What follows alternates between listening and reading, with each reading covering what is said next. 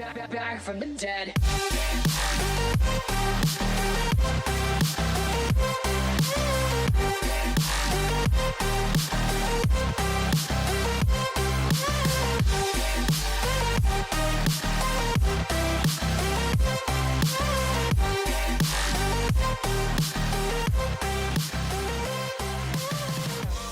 Ladies and gentlemen, you're all invited to go fucking mental. Hey guys, what is up? Welcome back to the channel. It is yours truly, Krystal with Ghost Girl Diaries, a paranormal podcast for those of you brave enough to join the circle.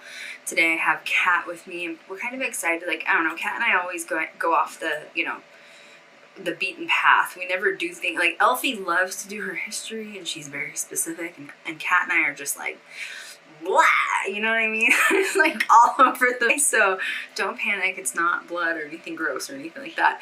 I am going to bring in my sidekick, Cat Cormier. Are you there, Cat? I am here. Hello. How are you? God, I sounded like Siri. What the heck was that? Yeah, I know. Hello. Maybe you're just wanting to be robotic. That's a mood. Same. Same. You've been Alien busy. robot. You've been doing like a bunch of stuff in New Hampshire. You went to New York about a week ago. You were floating all over Long Island. And then after that, you've been directing some musical stuff on the West Coast or East Coast. How's it going? It's going really well. It's been a hot minute since I've had a music directing opportunity. But funny story, it's back at my old high school where I did a lot of theater performing and, got my ground roots on that stage. So it's very full circle to be back and teaching these kids. We're doing Little Shop of Horrors, and it's just awesome. It's so exciting. The band is coming in on Monday for the first time, so everyone's really excited. And it's been a process. It's been a good one though. Does it feel good to be back in theater? It does. I just forgot how stressful it is. It's very just like, woo, gotta get all the pieces together. There's a lot of pieces you gotta put together for a live performance. So, but it's been really good. I'm very grateful for the opportunity. So. Well, it's also a lot like film, which is why I think you fell so easily into film, right? Was True. You were already had this whole background of like your parents did musical theater, like it's a family unit thing, and then when you got into film, I feel like it was just like a really easy transition over. It really was. All the pieces fit together nicely because even though the lingo is different, the intentions and action behind everything is the same. Mm-hmm. Everything has to be moving smoothly. Everybody has to be in their, respective spots in order for all the cogs to move and have this go smoothly. So I can't wait to chat about it. Oh my gosh, yeah, film. It'll be fun. Yeah.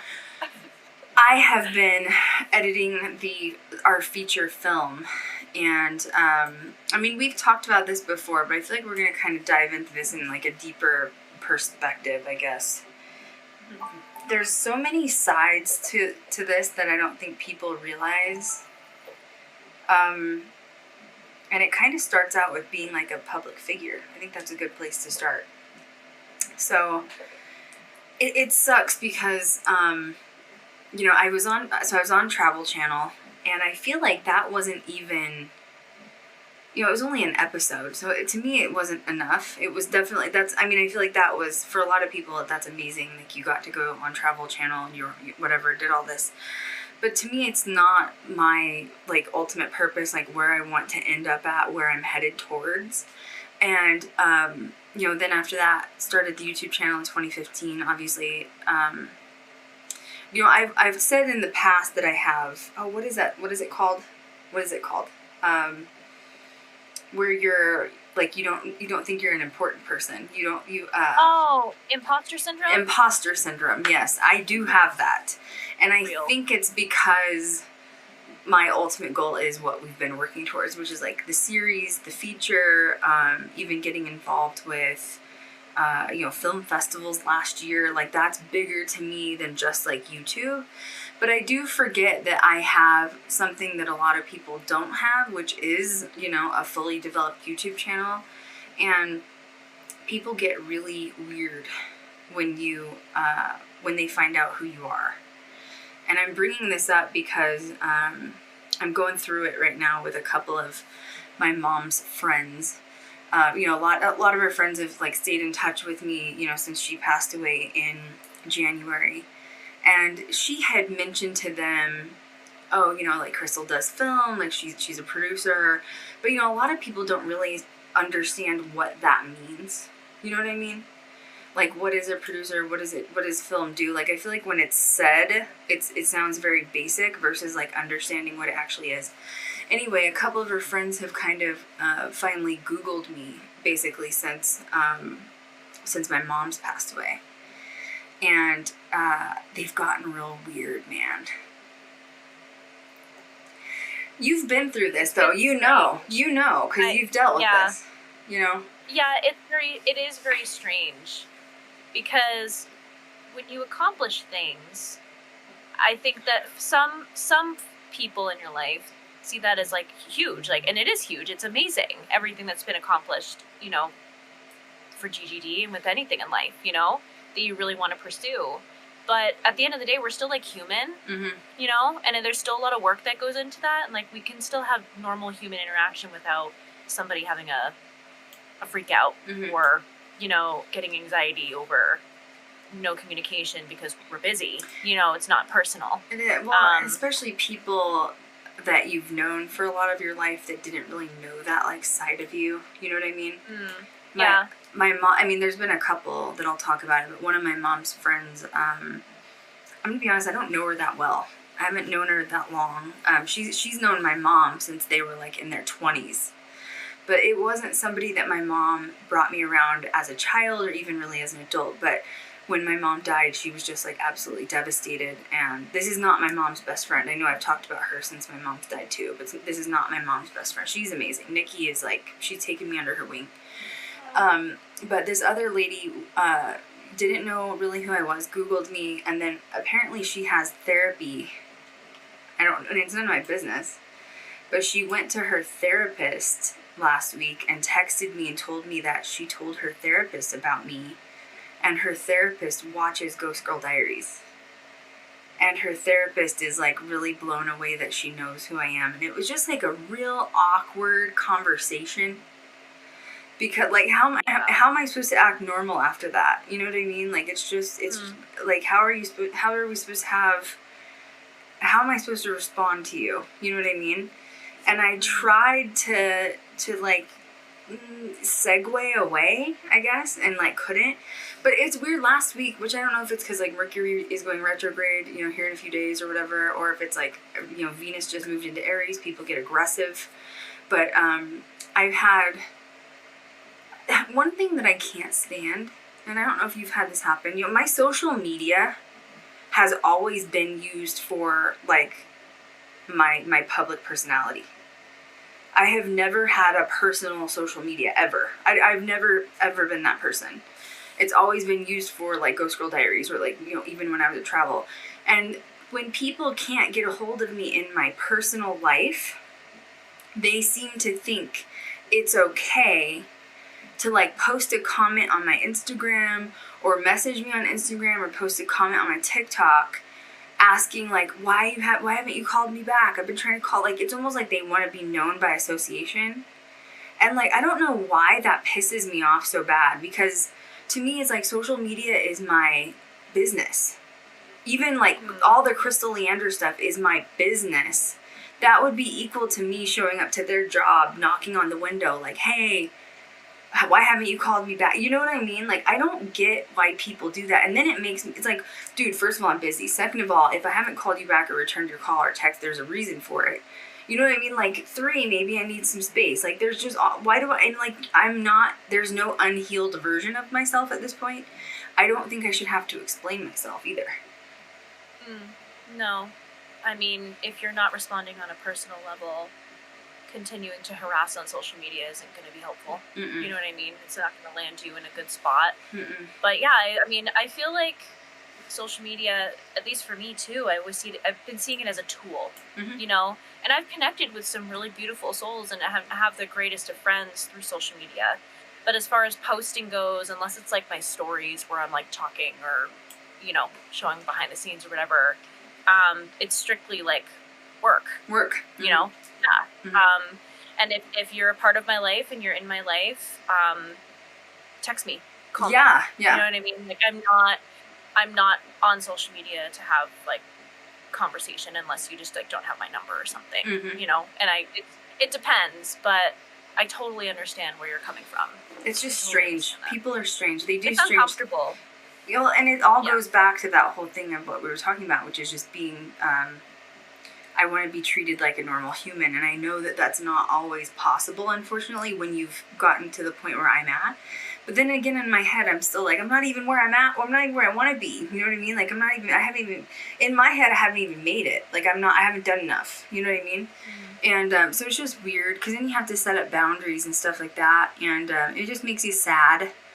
Because, like, I hate when people do that. It just bothers me so bad. I've had people do it for years that, like, if I don't return to text in a 24-hour period or a phone call at me, you know, and then they do it like a public comment, like, where are you? Why haven't you responded? Are you okay?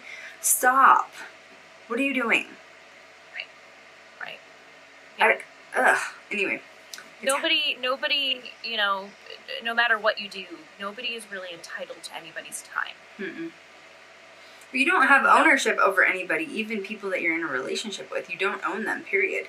No. If somebody... And 9 times out of 10, it's not personal. Mm-mm. You know, it's busy or you're doing your thing or, you know, it doesn't warrant a response every 2 seconds unless that's a relationship you have with somebody. Like, it's per case, but 9 times out of 10, like, nobody's going to get a response like that, you know? Mm-mm. You've got to continue on, especially as an entrepreneur. You know, you work the 80 hours a week to not have the 9 to 5. It's just different. And people don't understand what that lifestyle is like unless you do it. And that ties back into where we're going with this, which is, I think, people, because you've experienced this too, people have a hard time understanding when you work for yourself. They think that means that you're on a 24/7 bender and you're having a party and you're free all the time. And anytime somebody calls you, you can just drop it at the dime of a hat to do anything for them. And it's actually like the quite opposite. Just because I work for myself and I work from home, I work probably double the amount of hours a normal person does with a 9 to 5. And it's not just because it's harder work, because it is, but I actually enjoy what I'm doing, but it takes a lot more elbow grease to get things done, right? Like with this side of it. It's true, like, and literally, this is a sign, I mean, this is old, but, like, this is an example of, like, a structured schedule for what needs to be done daily. Like, there needs to be something set because our office is at home, you know, all of our tools are at home. Like, just because we're home doesn't equate to us napping all day. You know, it just, we're working, doing the thing, especially with my crochet business. Oh my gosh, man. That was a hard one to combat with friends and family. Yeah, how are you doing with that? Because you needed a break for a while too from dealing with it. You know, I feel like with the panini, we're just gonna call it a panini. You mean the Rona? The Rona? Yeah. You know, it just took a dip, just like any other small business, and I just needed a break. I just needed a break. So I'm hoping to start back up again. In the fall. I'd really like to. I have some really cool ideas, but we'll see where it goes. My door is always open. My website's still up and running, so if folks want to call and check it out. But other than that, I'm not really taking commission right now. You just need a break. Well, you had a lot of... I mean, you did one order that was like 25 like miniature crochet dragons or something. Do you remember that? Oh my gosh, that was like... I remember. That was a year and a half ago. I actually had that come up on a Snapchat memory recently. And you're like, I don't want... I was like, I never want to look at a crochet dragon again. Like, we're so grateful for the business. They came out so cute, but that was a challenge. Yeah, I remember. And I never say no to custom orders because I like to challenge myself. I like to learn something new, even if it's a pattern I haven't done yet. And I probably should have... Said no. I probably should have been like, you know what, let's like half this order. Let's do like 10 instead of 20, you know, or like 25 or however many they got. It was a lot, I remember. It was, I was a little overzealous. with that. You're like, yeah, I My can do hands it. hurt. I know. I remember you calling me being like, I don't think I had arthritis before, but I'm pretty sure I do now. My bones needed a minute, okay? They like had to use the smallest little hook. I remember calling Krystal and even sending her Snapchat videos of me being like, this is day 8. Yeah, you did. I've gotten There was- all of the heads done. You called me one day and you were like kind of sniffling, crying, and you're like, I just need a break. I just need a break today. I was like, okay. It's like, okay, go nap. Take go a break. Lay down. Like, Yeah. fine. Oh my gosh. So tying all that into, which, you know, even being an entrepreneur, like going into, you know, being a filmmaker, it's, I never wanted to be a filmmaker. I know a lot of people are going to ask that, and I know I skipped it to a little question on down, but, Okay. I talk about it in my book a little teeny bit, but, you know, a lot. Cat holds the book up right here. Amazon. Find Ghost Girl Diaries, the memoir, the Love Diaries. Who's back? The Love Diaries, yeah. It's not like a lot of people that I've met in this industry are like, oh, I've always wanted to be a filmmaker ever since I was little. And like, that was not something I had. And I know that sounds probably bad on my part as a filmmaker. But what really triggered it for me, well, was a few things. One, I dated this guy named Grant, and I was with him for 2 or 3 years in my early 20s. And at that time, you know, right when I got out of high school, they have this tech school in Colorado. It's in Lakewood, and it's called Warren Tech, okay? I had applied to Warren Tech when I was like 18, and I got in. I was accepted, and basically, even though I was 18, still in like my senior year, they accept you to go to trade school, and it basically your high school pays for it. So I got to go to cosmetology school, and I finished cosmetology school, and I was just dead set on being a cosmetologist for the rest of my life. Obviously, it's paid off. Like, I still do makeup and fashion, and it's like hair, my first thing. But when I was with Grant in my early 20s, he was really obsessed with film, and he wanted to be a filmmaker. And he would have me sit down and watch these like really intricate films, and I hated it. I'm going to be honest, I hated it. I did. I'm still, like, you love Lord of the Rings, which is it's detailed, very long. Your arm is completely tattooed and, you know, in lieu of it. And I've seen Lord of the Rings, but I'm not the kind that, like, cares that much about a film to, like, sit there and depict it, and you know what I mean? For 8 hours. And he was just really, I don't know, it's weird that there like certain people come across your path, because finally there was a movie that came out, if you guys remember, it was called Memento. And it's essentially a movie that plays backwards. So like the beginning is the end and it plays backwards. So I watched that with him, which is so weird because I've only watched it once. I've never watched it since. So that must have made an impact on me. I think I'm scared to watch it again because I don't want it to ruin the memory that I have in my head. You know what I mean? Of like how good it was. Yeah. But I watched Memento, and that was the first time I realized that you could do something with a film that wasn't normal. Like it would play backwards and then forwards and back. It was like so weird. And that was what sparked my interest in film. And but I didn't really still know what to do with it. And then I got on Travel Channel, and that was just it.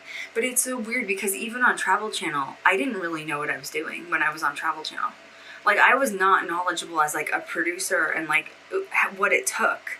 But when I was there for that week filming, I, like, soaked everything in. There were producers and PAs on set and everyone you could imagine, camera techs, audio techs. And I was asking questions. I wanted to know everything right now.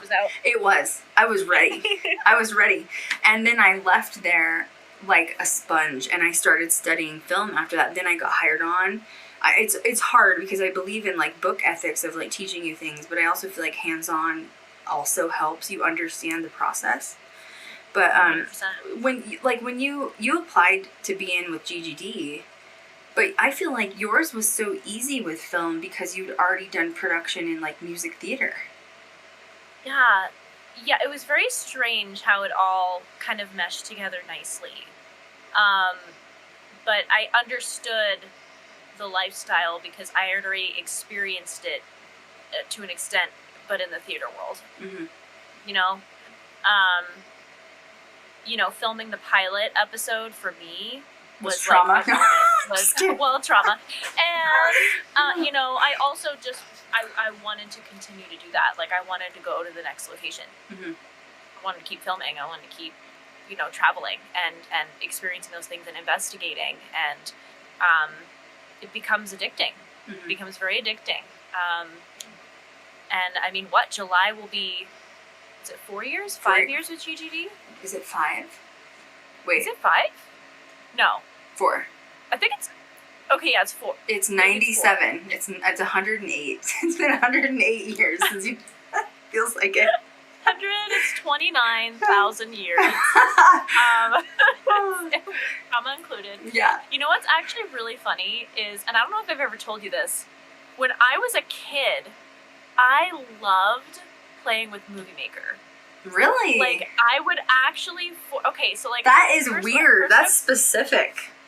Okay, but I remember this. My parents remember it too because the poor things had to sit there and I'd have them sit down and watch the whole thing.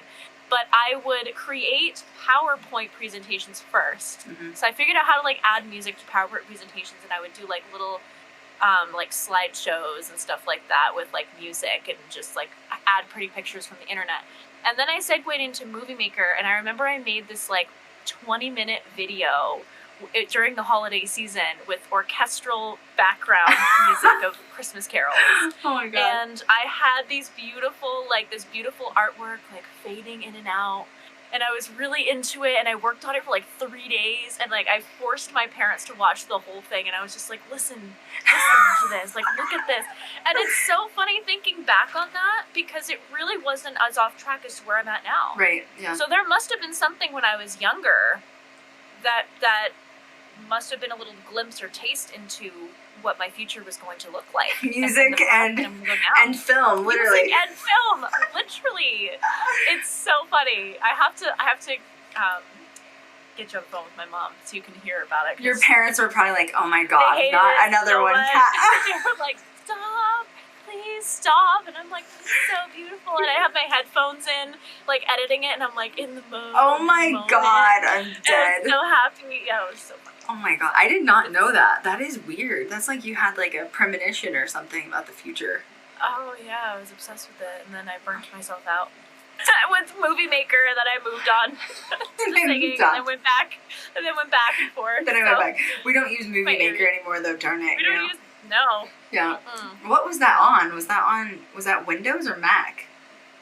Windows. Was it? Oh my god. Yeah. This was oh my gosh, how old was I? I want to say 12.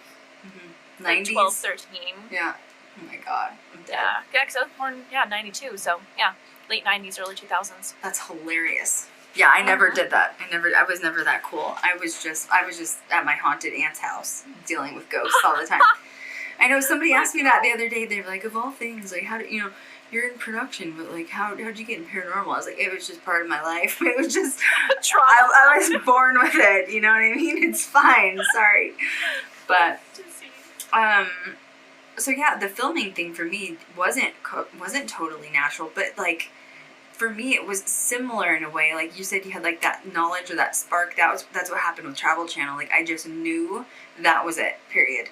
And it's so weird because after Travel Channel, I literally willingly walked away completely from cosmetology. Just I had been doing hair. I was making really good money. I was a personal stylist for rock bands, alternative bands in Denver. And I was traveling with them. That's good money. And especially when there was a few that were, semi-famous. And I just was done. Nope, done. I already know what's happening. Leading me to other directions. I had worked for a little bit as an executive assistant for a hospital, and I was making a lot of money, and I walked away from it. Walked away. So it's weird. I feel when you just get that all-knowing, it just happens, Absolutely. So Absolutely. The process of filming is pre-production. And I'm starting there because we've had a lot of questions pop up on social media about how does one do this? I've talked about it before, but realistically, So when you're in pre-production, it's before you've even shot anything. And this is when you make a list of locations that you want to go. But the problem is it's not just that easy. You have to contact those locations, make sure that they will approve for you to even show up, make sure that they'll allow you to show up for filming. I mean, like, it's like a deep-seated process. And let's, like, go back to the pilots. Job in itself. It is. You did all pre-production for the pilot by yourself. Mm-hmm. And we contacted, at that time, 50 different locations, like, randomly. And there was probably, 3 to 5 that said yes. Now, also, when that happens, sometimes locations will charge you money and sometimes they will not. The problem is the way that you present yourself. Because, you know, I've always said, or Kat has always, you know, she likes to, like, question my Aquarius moon brain. Which is, are you a paranormal investigator first or are you a filmmaker? And I have really defined myself and set myself apart from paranormal groups. And there's a reason for that. It's not to say that I'm better than anyone else, but I am not wanting to go to these locations just to ghost hunt, just to see what you capture on camera, just to use for YouTube. That is not my purpose of going to locations. I have established a production company, and when you are presenting yourself as a production company to a location, you have to be extremely professional, be willing to negotiate and understand what contracts are about, and be able to present yourself in a way that they understand that you will not disrespect the property. Because unfortunately, one big thing that we have always fought and we will continue to fight is a lot of times locations really, really dislike paranormal investigators because they have showed up with like 20 people in their group and they've disrespected the property or disrespected the owners. Or, I mean, let's be real, we've talked about this too. Some paranormal TV shows that we've seen, big ones, without naming names, have disrespected people at locations or locations themselves. And because of the previous experiences they've had with professional shows, they do not want to allow anyone else on to investigate. So either they'll flat out say no, or they'll say, yes, you can come for $10,000. And and I think the reason they want you to come for a money amount is if you're treating it like an actual company, then you have to show up with something to share with them to prove you're not going to deface the location, right? I mean, essentially deface it is literally, I mean, we've heard horror stories about what people have done to locations, and that's why I don't call myself like a ghost hunting group. We are not a ghost hunting group. We are not paranormal investigators. We are filmmakers, period. Right. You have to do that when going in, especially with location management. I learned a lot with that experience. It's interesting communing with some of these locations because when you initially talk about it, you can tell that they're interested. But when you have someone that really defaced it or didn't treat the property nicely or the people nicely, or sometimes they're told to not put like a dark twist on it, and you know, they'll go ahead and film, but it'll be really dark, and then they lose business, dependent on the location. Or it's dark. Like so what Kat's trying to say is, you know, like let's say I own an opera house, and there is a dark entity here, but I really don't want you to talk about just demons because there's certain shows that are just all about demons. Even like look at Dead Files, for example. Like they're like, oh, there's a demon inhabiting and it's gonna take over your child and possess him. Well, the problem is the property owners, maybe for religious purposes, maybe because they're scared for whatever reason, they don't want their property to be shown just as demonic property. They're afraid they will literally lose business on it. But there's another side to that I don't think people talk about, which I think this is a really good point to bring up. Yes, it could lose business if you're promoting it as a demonic location. Also, that's going to attract whoever sees that, if it's on YouTube, whatever, that's going to attract the wrong people, And people that actually do summon stuff or like are interested in connecting with demonic activity are going to show up to that location, and who knows what they're going to do. And then those type of people are also going to deface the property. Do you see where the property owners have concerns? If they're trying to communicate with you, if you're filming here, respect it. And if you don't like what they're saying about the property, then go somewhere else. That's part of pre-production negotiations, right? It is, and almost all of them will require liability insurance as well, Yep. dependent on how long you're going to be there, because you never know. Mm-hmm. You never know. And you should have liability. I mean, for us, especially if you're a paranormal ghost hunting group, you're taking in, right, thousands of dollars worth of like literally one Ovilus is $300 to $500 depending on which one you have, right? Then you have like, you say 10, 10 EVP digital recorders. Those are usually $60 to $99 per one. You have 10 of them, that's $1,000. You should have insurance.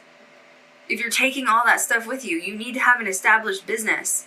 But it still, to me, goes back to why I don't identify as a paranormal investigator, because they have a really bad rap.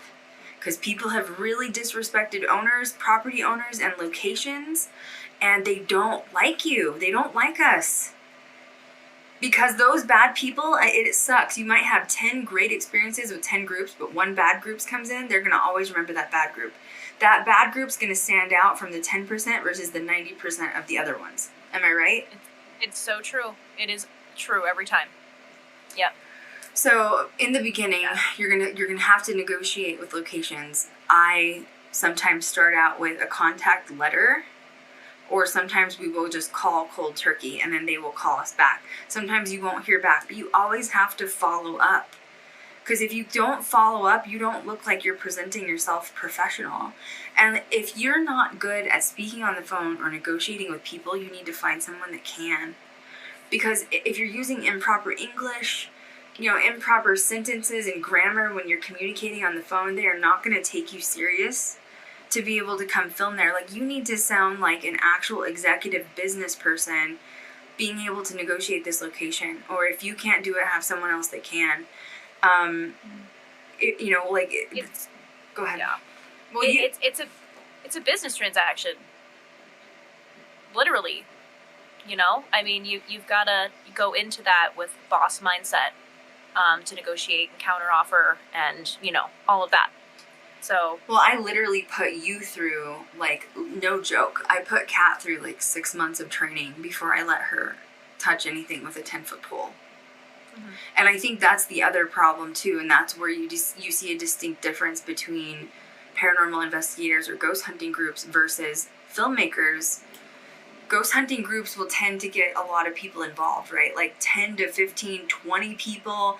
There's a group in Colorado that literally has like 40 people in their paranormal groups, okay? That's too many. It is. Way too many. But then, like, you get anybody involved, and whoever is willing to, like, donate their time to, like, help the process of filming or investigating, they just get desperate and bring anybody on without actually training, without understanding the person. Just because you're not making financial money off of this doesn't mean it should be taken any less serious than an actual position. And I don't know, I've seen a lot of messiness come out of it. I also don't agree with paranormal groups traipsing in with 30 or 40 people to investigate a location. No. For so many reasons. But one of those reasons being, yes, it can contaminate evidence, but two, you don't need 30 or 40 people there to investigate. No. That is intimidating to the location. And that, honestly, I feel like it's a bigger liability because you have more people with a possibility of a really bad outcome of somebody destroying something while you're there. Yeah. Because it's a run-of-the-mill. Everyone's running, doing whatever they want, you know what I mean? And, like... Unorganized. Yeah, I've never had more than, like... I feel like 10 is a lot to be on set with me. But a good number I usually keep is, like, probably 5 to 7 is really comfortable. And that's considering, like, Kat is doing usually production, location management. I'm doing, like, contracts with the owner of the location, like signing contracts to allow us to be there. Then I usually have one security, sometimes more on set. Then we have 2 to 3 camera techs, so that already adds up to like 7 people. But remember, I'm running a really strict show. I don't just let everybody flail all over the place. I mean, even when we were just shooting for our feature film, we did a feature paranormal film that I'm editing right now. We had to film a few times in the hallways at some of these locations, and nobody was there, and I was still telling the crew, shush, like, don't be loud, let's go in, let's get this done. Like, I don't want them to think we're like running, screaming through the halls, acting like idiots trying to destroy the location. And I think that a lot of people do this. I think that's the problem, don't you? Yeah, well, I think a lot of people are there with selfish intentions, and at the end of the day, it just makes them look bad. Mm-hmm. It's just not professional looking at all. Mm-mm. Mm-mm. You know, it's got to be organized, and you know, a lot of the pre-production work is producer work. You know, and we tag team it together because it's a lot. It's an undertaking, but that's also why it's important to not have a lot of people on set as well, because you need to keep the, you know, things moving in an organized way, and it's hard to do that when there's 30 people running around, you know. Well, and I've even had small accounts of people, like, you know, like I say, 5 to 7 is really my number, but you know, in the past, I've learned my own lessons on set where I've brought people that I shouldn't have brought, and they did kind of F off, you know, like they weren't paying attention, doing what they needed to do, and it just ended up pissing me off more than anything. And then I didn't get things done that I needed to because they were like flouncing around, oh, I'm in a haunted location, you know, flouncing around like an idiot. And once again, that goes back to just not allowing just anybody to go to these locations, because if your crew blows it, you will never go back there with your company. No. They'll remember you, and you'll never go back. It's true. It's true. And, you know, it's also a financial thing, too. Mm-hmm. It takes money to go and do this stuff. And, you know, that's why having a reliable crew and people around you is important to make sure the job's done. Oh, it takes money. Cat did go in a little bit this last time to help me, and so did our security, Josh, did. But I usually fund it completely. I'm trying to figure out how to word this. That's part of pre-production, is understanding, especially when you're going somewhere far. Gas is involved. There's so much prep work. Your prep, especially in the film side. So from here on out, while we're talking, we're going to be discussing just the film side. I do not identify as a paranormal investigator, period. There's so much more to what I do in film. I am a executive producer, director, and that is what I do, period. Cat's a producer. Yes, of course we investigate while we're there, but like that's not our main hub. That's our TV personality. You know what I mean? That's like our YouTube personality is the investigator. But like there's so, like, even this last time, remember we were getting ready to leave and we were doing inventory, and I was like, oh my god, I need more like micro SD cards. Thank God Amazon. I ended up having to order like $180 of stuff and I never ever make my crew be responsible for the equipment costs ever. Then we had to get like cloaks because we were doing B-roll, and I had to order like $80 worth of cloaks the last minute, because now you're planning on like what kind of content you're going to shoot, what kind of shots, what's the storyline going to be, because you're actually shooting a film. What are you trying to make it look like? What are you trying to accomplish? There's a beginning, middle, and end. What's the storyline? And I don't think people realize it's not paranormal investigating. It is filmmaking. Yeah. Honestly, it's like 90% filmmaking, and the 10% is investigating. It is, and that part's fun. It is, absolutely. But when we post behind the scenes and when we're talking about like our experiences, and we do have really like amazing moments on set and stuff, but it's work. It's work. Mm-hmm. And you know, work is work and play is play, and we know how to delineate each, having done it now for a while, Krystal longer. And you know, we make it look easy. We make it look easy, and it's not easy or simple. Well, and it's not, and I know that this is an ongoing like foot in the mouth joke that we have, but I'm going to use it as another example without naming names. I had someone on set in the past, recently in the past, you know, to make it look easy, it's not, because we filmed for a week in a location and then we had to go return to said location, and I had a person on that was a camera tech, and I had trained them in camera work. I had given them one of my favorite film books to study from. Once again, did not just throw this person in front of a camera. This was something that was long-term planned out. I taught them one-on-one camera op, camera work, cinematography. And we showed up to set for a week and then another couple of days. And this person did not even hit the record button once while we were there. I know, but like my point of this is we make it look easy to the point where someone that I had trained for a very long time couldn't even remember to hit the record button while we were there for like 7 days. You know what I'm saying? So my point is it's not easy because while you're on set, there's so much going on. There's the owners are coming in and out. Neighbors see that there's film equipment coming in and out. Neighbors see security. Neighbors see, big SUVs rolling up with all this equipment coming out of it. Wires are running out of the house. People want to know what's going on. There's constantly people in your face. And at the same time, you also have to remember to hit the record button to film. Seriously. That's some pressure. That is some am I right? I mean, that's some pressure. You are correct. There's a lot going on. And that doesn't include weird scenarios, like we think we had some hellhounds come at the door. That's not funny because we were literally not even ready to film yet. We didn't even have the wires rolled out yet. And like, so there's other weird things that happen. We were literally in a town where there was like a meth drug bust happening in the next house over. God. Right, but once again, you're trying to film and like, you're like, I paid thousands of dollars to be here. And all this chaos is happening, but yet we still have to, but I hate to tell you this, is every film shoot there's something going on because that's just life. Life keeps going. Well, and those small towns they're so unpredictable. They are unpredictable. Yeah. Security, always. Always, yeah, jeez. Always. Yeah. Wow. As we're laughing after what happened in Tonopah. You know what? We live and learn. It's fine. We got through Tonopah, okay? Yeah. We got through it. So, and it's even more than that, though. It is. Like you guys wouldn't even believe the weird shit that happens on set. Like the weird stuff that you don't even, like, you're not planned for. Like one set we were on, I had taken like Static X night vision cams, all connected to a DVR, very fancy system, brand new TV, like for the monitor. And we're setting, there's so much to do. Like that's another step in itself. It's just like unloading bags and bags and bags of equipment. Then you have to take it out. Then you have to plug it all in. Then you have to make sure and sometimes you have to do diagnostics because something's not working, something's not running, whatever.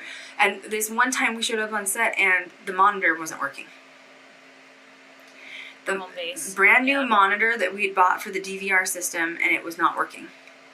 And the nearest Walmart was a 55-minute drive, which, by the way, we had just gotten back from Walmart.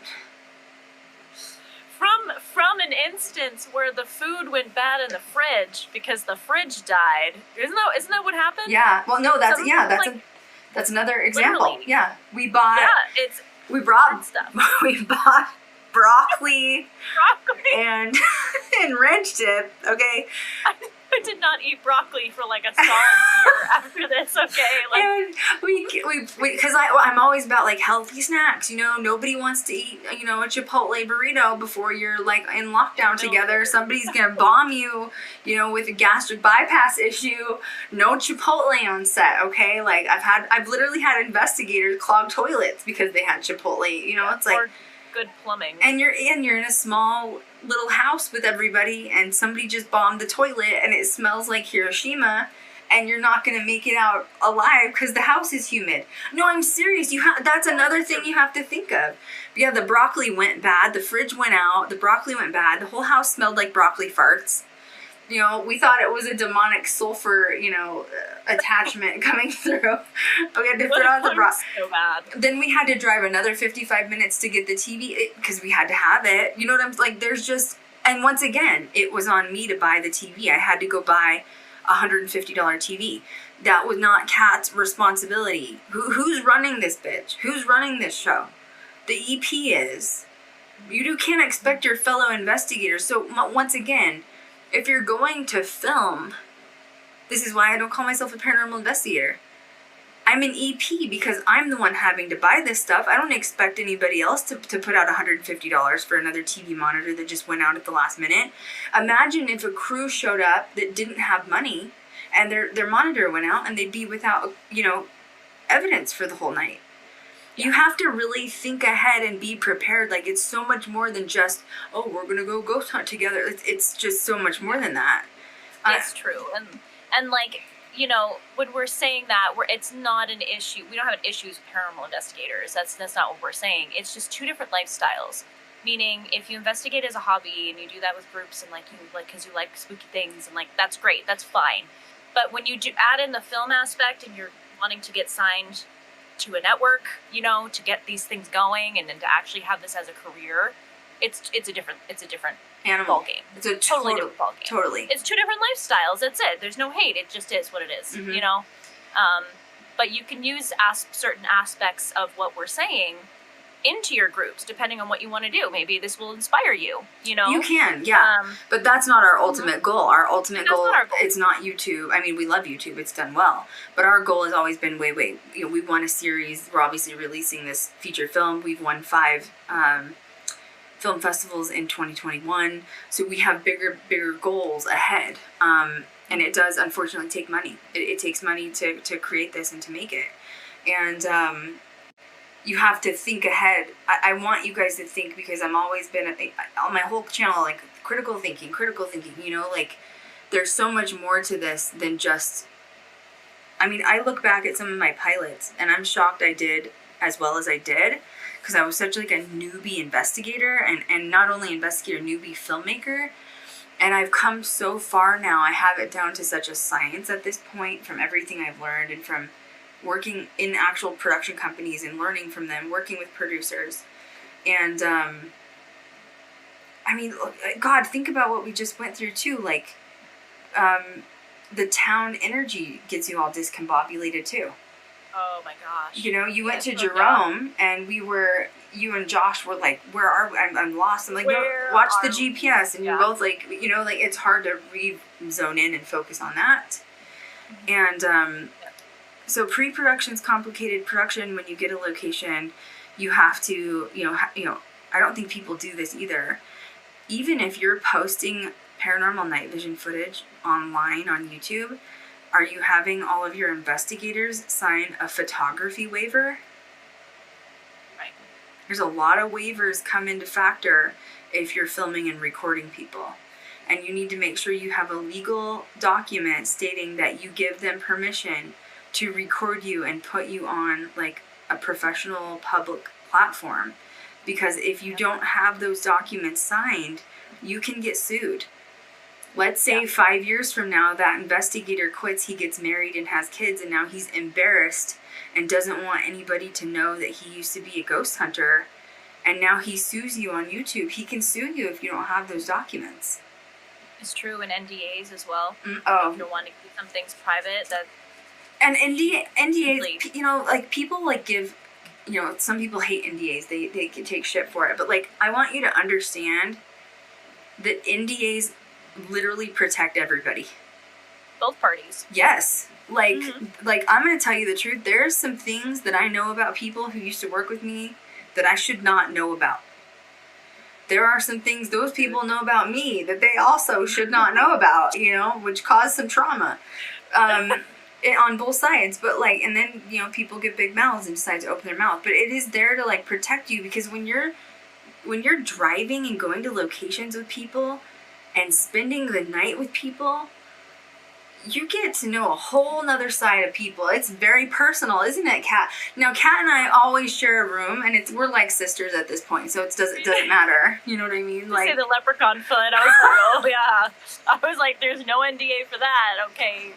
Everybody knows about that now. Oh, yeah. You said everyone's messaging you pictures of feet on social media. Literally, I have people sending me gifts of leprechauns and 4-leaf clovers and stuff. I'm just like, okay.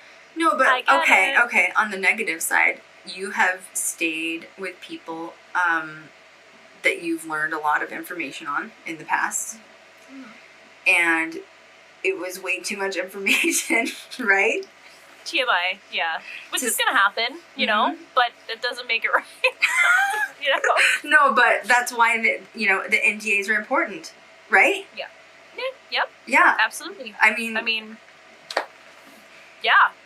you don't want to share when someone clogged the toilet what it looked like and what it, you know what I mean? What you experienced. No, the visual. Well, we had one person that just kept clogging and clogging. Do you remember that? Every time we turned around, they're walking with the plunger. I'm like, again, Jesus. I cannot forget. Okay? It's worse than the broccoli. It's true. But, I mean, I'm just talking to like get you guys thinking. You know what I mean? Like, I want you just to think about why people do these things. Like, when you are sharing intimate places, like you're sleeping in the same house or the same location, or you're sharing food, or you're going to the bathroom in the same toilet. I'm serious. Those are very personal moments. And that's why you create NDAs, is because it's true. I mean, I don't think I've ever done anything weird, but then again, maybe other people with Cat. Okay, there's some tea on me. It was the foot. It was the leprechaun foot. It was the foot. Exactly. Crunch. It just crunched. Crunch. Oh my God. Ooh, it hurts right now. Literally. Oh my God, I'm dead. I'm getting phantom pains. It's fine. Phantom pains. I do get phantom pains. Contracts are important too because people break shit. People lose stuff. That's why you need to be organized and have inventory. You need to make sure before you leave, you have everything that you need. Let's talk about another issue, which is like seriously, and I feel like this part is always freaking left out. Security. Yeah, that's really important to schedule that like immediately before anything else. After booking a location, especially. Well, for a few reasons. So Josh has done my security. He's been with me the longest. He's my literal longest running employee since 2016 or something like that. Whatever. Yeah. And he's been with me forever. Now in public, when we have public events, he's done my personal. He's usually like my personal security, and then he'll hire extra other security for other people, and then for the crew basically. And he does sweeps of the location to make sure that like there isn't anyone homeless living in there. Weird things can happen, guys. Seriously, weird things can happen. There was one time Josh was on set with us that this is the same location where we thought we had encountered the hellhounds. Oh my gosh. I know. And I asked Josh to go sweep this graveyard area. I mean, it didn't look like anybody was there, but I just wanted to make sure. And I sent him with a walkie, and he's like, there's a pack of coyotes down here. And I was like, I don't know if that's coyotes, actually. So just start swiftly walking back this direction. But it's good that he knew. Like, yeah. But what if you didn't have security and there was like coyotes or something weird, or like, I don't know. There's literally mountain lions in California. Like, you saw that one episode of Ghost Adventures where Jay was outside rolling down the mountain with a freaking mountain lion. Like, that's what... I know. It's so true. But that's what security's for. It's more than just what you think it is. You know what I mean? But in the moment, it's bad. It's really bad. Well, and for us, it's important because we're female. You know, like, I don't know if there's other female groups out there. I'm sure that there is, but you're making a huge mistake if you don't take someone that you trust with you for security. It can be someone's boyfriend, girlfriend. Like I said, Josh has done it for me for years. But you have to have security there. As females, people like to test you. Is that a good way to put it? Yeah, that's a good way to put it. So ridiculous. It is. So Jerome, we didn't really have any issues, but once again, when we have security with us, also we're not as, people don't want to walk up to us as easily. People do recognize us. They know who Ghost Girl Diaries is. Obviously the old channel, you know, I mean, I don't have to say anything. We decided to do our first location without security. I don't know why. Josh was open to going, and I think we were just like, we can handle this. It's not a big deal. We're going to go, like, you know, what was like an hour and a half drive north. It's not even a big deal. The pilot? The pilot? No, this last one that we did in Tonopah. Oh, Tonopah, yes. Yeah. So Kat and I were like, we're just going to cruise up to Tonopah. We were making a couple of, like, pit stops in the middle. We went to Goldfield. We went to Rylett, which is another, like, ghost town. Stopped at a few other places in between. And it was okay until we hit Tonopah. And actually, it was the last day of filming. We didn't have... It was a weird day. It was. That was a weird day. It was our last day of filming, and I was sitting here thinking, hey, you know what? We did pretty good without security. It's the first time we've gone without security. Big mistake. We had a guy that worked at the Clown Motel who was like a maintenance worker. So once again, you think someone that knows you're there filming and like works for the location will leave you alone. And they didn't. They're quite the opposite. Quite the opposite. Which is why I think we need to talk about this. Like, we talked about this in the stream a couple weeks ago, but I really want Kat and I to talk about this, like, not laughing. It was a joke at first, but, like, it really could have been a dangerous situation. So, so basically for that episode, or for that part of the feature, I was doing the drone pilot footage. So I know how to fly the drone. It's a very expensive drone, by the way. It's like a $2,000 drone. I mean, they're not cheap anyways. It's a DJI drone, so it's like one of the upper, like, you know, it's expensive. On top of that, we have, Kat was using the Sony Cam, which is like a $8,000 camera. You know what I mean? Like, my point is like, this is not cheap stuff. So I'm outside, I'm flying the drone. Kat is in the room, like, she's like charging equipment, and like I told her, I said, no, I don't need you to go out with me to do the drone footage. I can do this really quickly. I don't need help. I'm good. And I go outside, and this guy that works at the Clown Motel sees me alone, and I get cornered. Now, they recognized us. They knew who Ghost Girl Diaries was. They knew that we were there. I hadn't met this guy before, but he became very handsy and abrasive. And it's interesting because, I mean, I really am not the kind of person that people easily walk up to. Not that that's like, that sounded really bad. Not that I know what you're saying. Yeah, I'm trying, how do I word this? I'm an intimidating personality. I am. The way I dress, the way I look. If you put Kat and I together at a location, 9 times out of 10, people will walk up to Kat before me.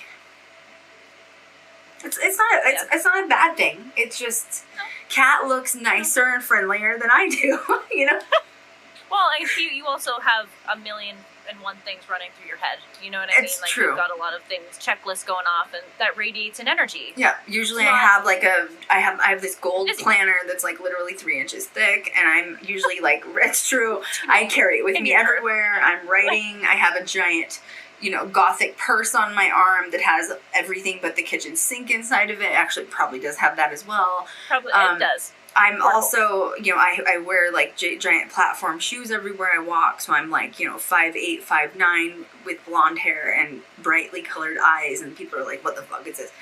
And so my point is I was not expecting someone to walk up to me, because normally people are afraid of me, and I was really wrong. I don't know if it was because I was alone that it made him more... I realized he'd been watching us. Some of the workers at the Clown Motel live at the motel in some of the rooms. And I had realized he'd been watching us from the second-story balcony. I'd seen him a few times. But I just kind of like taken mental note of it, you know what I mean? And I'm out in the parking lot of the Clown Motel by myself, and here he comes. And I'm talking that uncomfortable feeling of when you're in conversation with somebody out in public, even if it's like a waitress, right? Let's say you're going to Chili's and you're checking in with the waitress or the hostess. You know how far to stand away from people to keep it comfortable. Do you know what I'm saying? Social cues. It is social, you know what I mean? Yeah. Like, just like, you know, a good distance back. I don't know you, so, you know. And he was immediately like on me, like right next to me in my face, and kept trying to put his hand up I was wearing a dress. I was wearing a very like gothic dress. So was Kat. We had B-roll to shoot. I did have, fishnets on with knee-high black leather boots, but it's that whole thing again of like, doesn't matter. Women, get raped because they wear short skirts. I don't think so. You know what I mean? Like, also, by the way, if you ever see me in a dress, I definitely 100% have shorts under that dress. 120% of the time. And not only was he trying to stick his hand up my dress, but he was also trying to take pictures under my skirt. Yeah. Once again, you will be poorly depressed by what comes out of that, because there's shorts under there. You know what I'm saying? But anyway, he was very, very aggressive. And I am the kind of person that if you're in my space, you're going to know. And it sucks because, in a society that we've been raised in, I think that women are often told to be polite, even in circumstances like that. And I think especially the younger females you are, like in your 20s, if you're dealing with something like that, you wouldn't know how to be aggressive and like tell someone to stop. Just so you know, I was not happy and he knew it. And I kept taking big steps back, and I said, I need you to step back. I have the drone and I don't want you to get hit with the drone. And he would not step back. I had to text Kat to come out immediately. Kat comes out, like, sees what's happening, and she's like full force, like, Kat turned into I was ready to go. I turned into security. You were security at that point. I was like, fuck around, find out. Yeah. Okay. Mm-hmm. Yeah, try me. It was bad. It was bad. So my point is don't put yourself in a position where you feel you just need safety. I can promise you right now, if Josh would have been with us on set, that would have never happened. Oh. Although my security is like, he's like, what, 6'4", like 350 he's like pounds? 6'5". He's yeah, huge. Yeah. He just I love it when he's on set with us, because if we have to go through a crowd of people, he can see over everybody, and I just follow Josh. Like, yeah, people just like get out of his way, like that's just weird. But anyway, and we told Josh what happened after that. So then, it's interesting. He did back off a little bit when you came out, the guy at the clown hotel. And he did. He took a step back, but he wouldn't leave us still. And that's when he started talking inappropriate. Yeah, he started talking inappropriate to us. And Kat was like under her breath, like looking at, like, what the fuck did you say? Like, I was so like, did I really just hear that come out of your mouth? Yeah, he told us we were Mormon sluts. Is that right? Yeah, he's like, why do you guys look like Mormon sluts? And that he got turned on by Mormon sluts or something like that. Yeah, he was going on. He was like, you going to a funeral? I'm thinking to myself, who goes to a funeral like this? I'm actually pretty sure I said that. I said only yours is what I said. I do remember that. I said, because I'm trying to scare him, like, go away. Get back up, pal. Yeah, it was really bad. So in all seriousness, though, the point of this conversation is, what if there was more than one of him? What if there was 3 or 4 of them, and they overpowered Kat and I, and we wouldn't have been able to get out of it? So, especially as females in paranormal, I need you to really think, because it's a very naive headspace to think that it won't happen to me. Because I'm going to be honest, I've been on set hundreds of times. I've filmed 10 to 15 pilots now. That was my first one without security, and in my head I thought, oh, it can't happen to me, and guess what happened? And it did, and it'll never happen again. We'll never be on set without security. But seriously, I just want people, here's why I'm bringing this up too. Even if you're looking at this from like a paranormal investigative perspective, over the years that I've been on YouTube, so I started on YouTube in 2015, right? The channel's grown to where it is now. Millions of views. I can't tell you how many girls, all ages, that are paranormal investigators, old and young, doesn't matter, have messaged me telling me that they are an investigator in so-and-so group and that they were sexually assaulted or sexually harassed by one of the men in the group. First of all, if somebody ever grabbed my ass in the dark, I would be throat punching them to the ground, okay? Like, they would not be coming out alive. So let's just get that real. So first, you know, and that's the worst part is, like, I want women in paranormal to understand that just because you're a girl, you don't need to be polite if someone grabs your ass. If someone puts their hand on you, you don't need to be polite. In fact, I would suggest not to be polite, okay?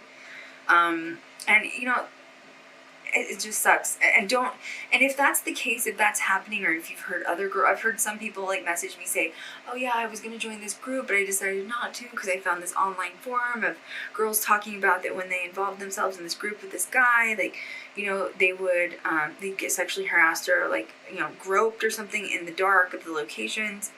Not worth it. Then don't just join a group. I hate to say that, but, like, you are going in the dark with strangers, and always tell people where you're going. Like, don't just be like, oh yeah, I'm going on a ghost hunt. Like, once again, don't have that naive thought that it can't always happen to you.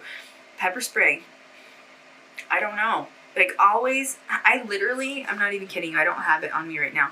I have a self-defense tool on my keys, and it's a like outline, it's plastic, it's a planchette, so it literally looks like a Ouija planchette. And it says, stay away from me. And it's a sharp, you've seen it, haven't you? I've seen it. Mm-hmm. And so, don't ever be naive to where you're not making sure that you're not taking care of yourself. And, you know, I know this is, like, really stupid, but it's that age-old question of, like, don't go dark places with people you don't know and strangers. Maybe you need to get to know them better, maybe via, like, you know, requesting them on social media so that you know what kind of lifestyle that they're leading. You know what I mean? I don't know. Do you have any advice on that? Do you agree? I agree. You know, this is why it's really imperative for you to do the research, not only for locations, but for people. Mm-hmm. Absolutely. You know, and you have to trust the people that you're with. You do. You have to. Well, you know, and I've preached that before, is like your family, you literally have each other's backs, and you're supposed to. You are. Yeah, and we have in the past, whether people have gotten mad from the past or not, but, like, the times we've been on set, we've had some dangerous things happen. Like literally, we thought the one location, there were a pack of, like, wild coyotes outside. It wasn't coyotes, it was, I don't know what it was. But you have to be there for each other. You can't worry about drama or, like, stupid shit while that's going on. You have to pay attention. Yeah. Even, like, this guy at the Clown Motel walking up to us. Like, you need to pay attention. And once again, it makes me nervous because thank God that didn't happen the night before, because Kat and I had just investigated the graveyard together. We were completely alone out in the dark in the middle of Tonopah. Would have been totally taken out. Completely. Well, yeah, what if there were, once again, 3 or 4 men that had come up to us? We'd be screwed. I don't know what you'd do at that point, you know?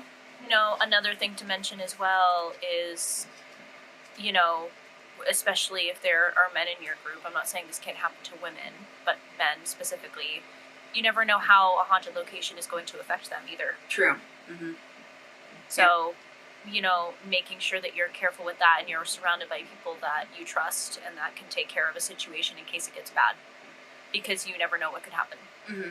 I've had 2 bad instances in the past. One in Jerome. I had a guy that was a camera tech on set. I told you about him, that he ended up leaving early. He claimed he had gotten possessed. I don't know. He was a veteran. He had a lot of like PTSD issues from going to war. But he was really, really poorly affected by the energy there. And he went, like, absolutely psychotic, which honestly could be dangerous too. So Kat's right. Like, I also had another location where a guy was a camera op, just became very, very angry at location. Like, very, very, very. You were there for that, Kat. It was. And you know, this person's like 6'2". It's a man, 300 pounds. Like, they can't calm down because of the energy. You know, what's going to happen? Like, you need to really think ahead for when those, you know, throwing holy water at somebody when they're in a rage is not going to do a damn thing. Like, no. I hate when you hear spiritualist resolve of, like, oh, well, if you're in an investigation and somebody gets possessed or, like, affected, just throw holy water and say, shut up, are you serious? That's when you're in that moment of like someone's having like a violent outburst because they're being affected by the energy, do you really think I have freaking time to go grab my purse with holy water? What a naive, dumb, idiotic thing to say to me. Yeah, you've got to critically think when you're doing things like this. It is not just going to another location with your friends to get pictures for social media. It's legit, like, you've also got to think ahead as well. Mm-hmm. Doesn't matter if you're even on set. You critically think, plan ahead for worst case scenario. So when it happens, or if it does, you are prepared. Mm-hmm. Absolutely. It's not that you can't trust people, but you have to go into it being prepared, because there might be people there you don't know. That's true. People that work there, like what we experience, like literally, you don't know what you're not prepared for. You could also crush Cat's foot, thinking it was a freaking leprechaun. You know, a leprechaun could just pop out of nowhere, and then a skinwalker just, like, you know, magically appears, and I roll my eyes at it and it goes away. Jesus. I was so done. I was like, no, Oh my foot's still throbbing. You can go back to your hellhole, wherever you came Oh my from, God. and let me sleep. I can't. Meanwhile, security's in the other room sleeping, Pass out. snoring really loudly. No, that's true too. Like, and that's going back to the NDAs. Is like our security is like he snores so bad. It's not even funny. It's fine though. I don't care. Oh. But like, you know, I've had other people do weird things in their sleep. That goes back to the NDA of like, you know, sleep time is intimate. It is. You know what I mean? Like, you make noises, if you know what I'm saying. So Sometimes you say the St. Michael prayer multiple times in haunted locations. that's just why you and I share a room as we're just like, it's fine. If there's a leprechaun foot show up, we're safe. If there's a skinwalker, we're Dangling. still safe. You know what I mean? Like, Oh my God. if there's a bunch of We're gonna dead get- miners just popping in, just call for St. Michael. Everything's gonna be fine. Just crazy. It's crazy. It's so bad. Great. People wonder why we're siblings at this point, because you don't know what we've been through. Okay. It's just a lot. You know? A lot. But you know what? It Nice. is fun. Like, I mean, like, you know, I know we've shared some of the bad stuff, but that's just because we're wanting to prepare anybody for what they want to do. You know, whether you go the investigator route or whether you go, you know, the film route. But if you do things right, it is fun. But there's going to be things that pop up that are unexpected, because that's just life. It's just life. There's nothing you can do about it. Let's see. Was there anything else on set that we wanted to talk about? Well, okay. Last thing. I'm going to talk about it. Okay. I think that it was paranormal evidence that we captured while we were in Tonopah. But we were in the graveyard, and there was a gunshot that went off several times. I do think this was paranormal. And you know, if and when you see the feature film, you'll understand what I'm talking about. But what if it wasn't? It was very nearby. Elfie listened to it. She was really worried for us because she was like, that's not safe. So once again, like, you go to these really small towns, you don't really know if people are on drugs. You don't know if people are doing illegal things. You could just happen to run into the next John Wayne Gacy. I hate to say that, but you know what I mean? Like, it could happen. And I just... I mean, once again, like, I've had these weird occurrences happen. So we heard these gunshots going off, and we had to end one of our investigations early because it sounded really nearby. My point is like, once again, I thought that would never happen to me. I've been on set so many times and I've never had an experience like that. But what happens if it does? I was not mentally prepared for that because I'd never been through it before. Which obviously, yes, it takes experience when you're dealing with those things. What if it was real? What if it was real? You heard it and you were like, well, It was like right behind. It was like right behind me. Mm-hmm. Yeah, it was crazy. It was crazy. Well, and I hate to say it, but you know, of course, at our core of paranormal investigators, we're all obsessed with true crime, right? Mm-hmm. And the minute you hear something like that, you're thinking like the world's next serial killer's in town and he's going through town blowing everybody's brains out. He's in New Hampshire. It's fine. Oh yeah, Cat has a serial killer on the loose, by the way. It's not funny, seriously. I know the leprechaun foot's a joke, but this is not a joke. Yeah, I mean, nothing's been confirmed, but they're speculating. There's a viral video on TikTok talking about it. Yeah, they keep finding bodies, right, in all the ravines in New Hampshire.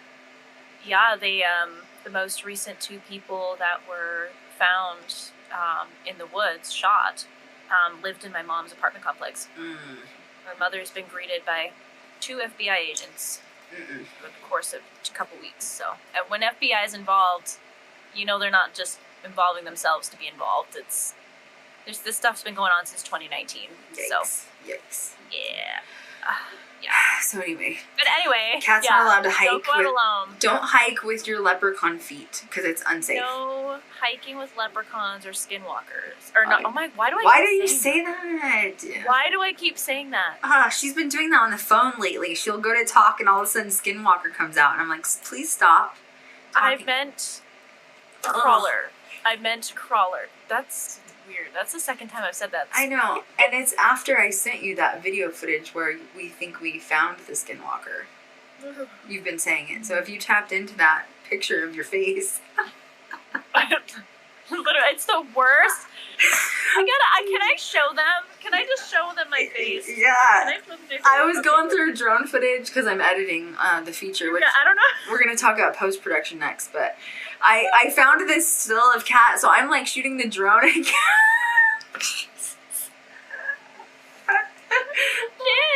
What are you doing? Well, okay, at this moment that you see Kat's face, she starts screaming at me. Remember when I told the story where I was like trying to fly the drone in Death Valley and Kat's like, there's a freaking Skinwalker over there. That was, she pulls her camera out, she's zooming in, like using it as like, she's like, there's a Skinwalker. That was her. I mean, I feel like that's evidence that you actually thought it was legit what was going on. I've had some concerns. My face was like, we need to go. We need to go right now.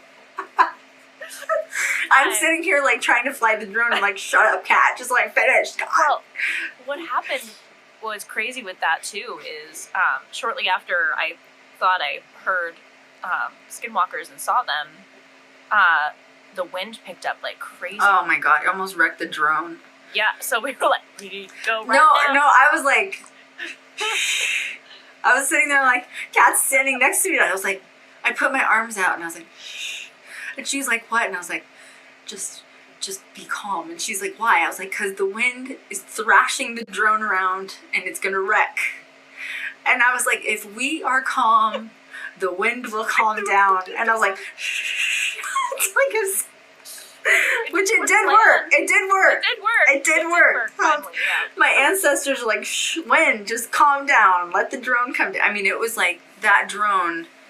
Well, and then like you can auto land it, right? I don't know if you guys have ever flown a drone, but you can auto land it. And I accidentally hit auto land. I was panicking because when the wind picks up, first of all, you do not launch a drone in the wind ever, okay? And I didn't. There was no wind when I launched. There was no wind.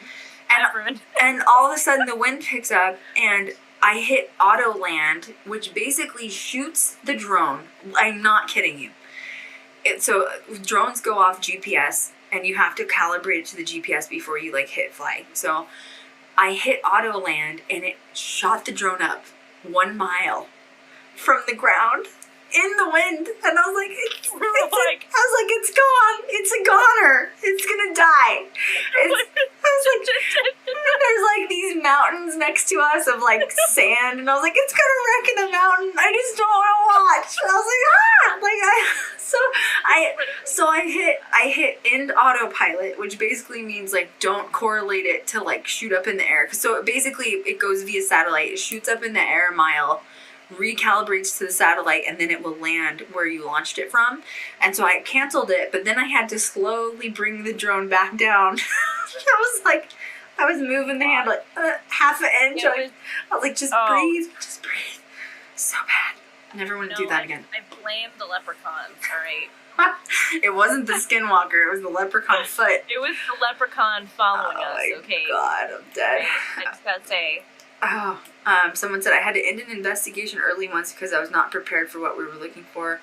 We had not prepared enough. Yes, it's true. And that's why I'm not trying to scare you guys, I promise. I'm just sharing my stories because, Kat, I mean, you've been there.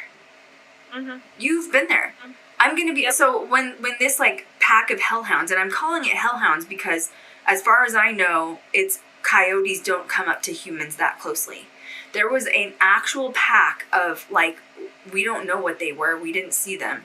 One of my security guards was outside. Blake was outside, who's doing camera op work, okay?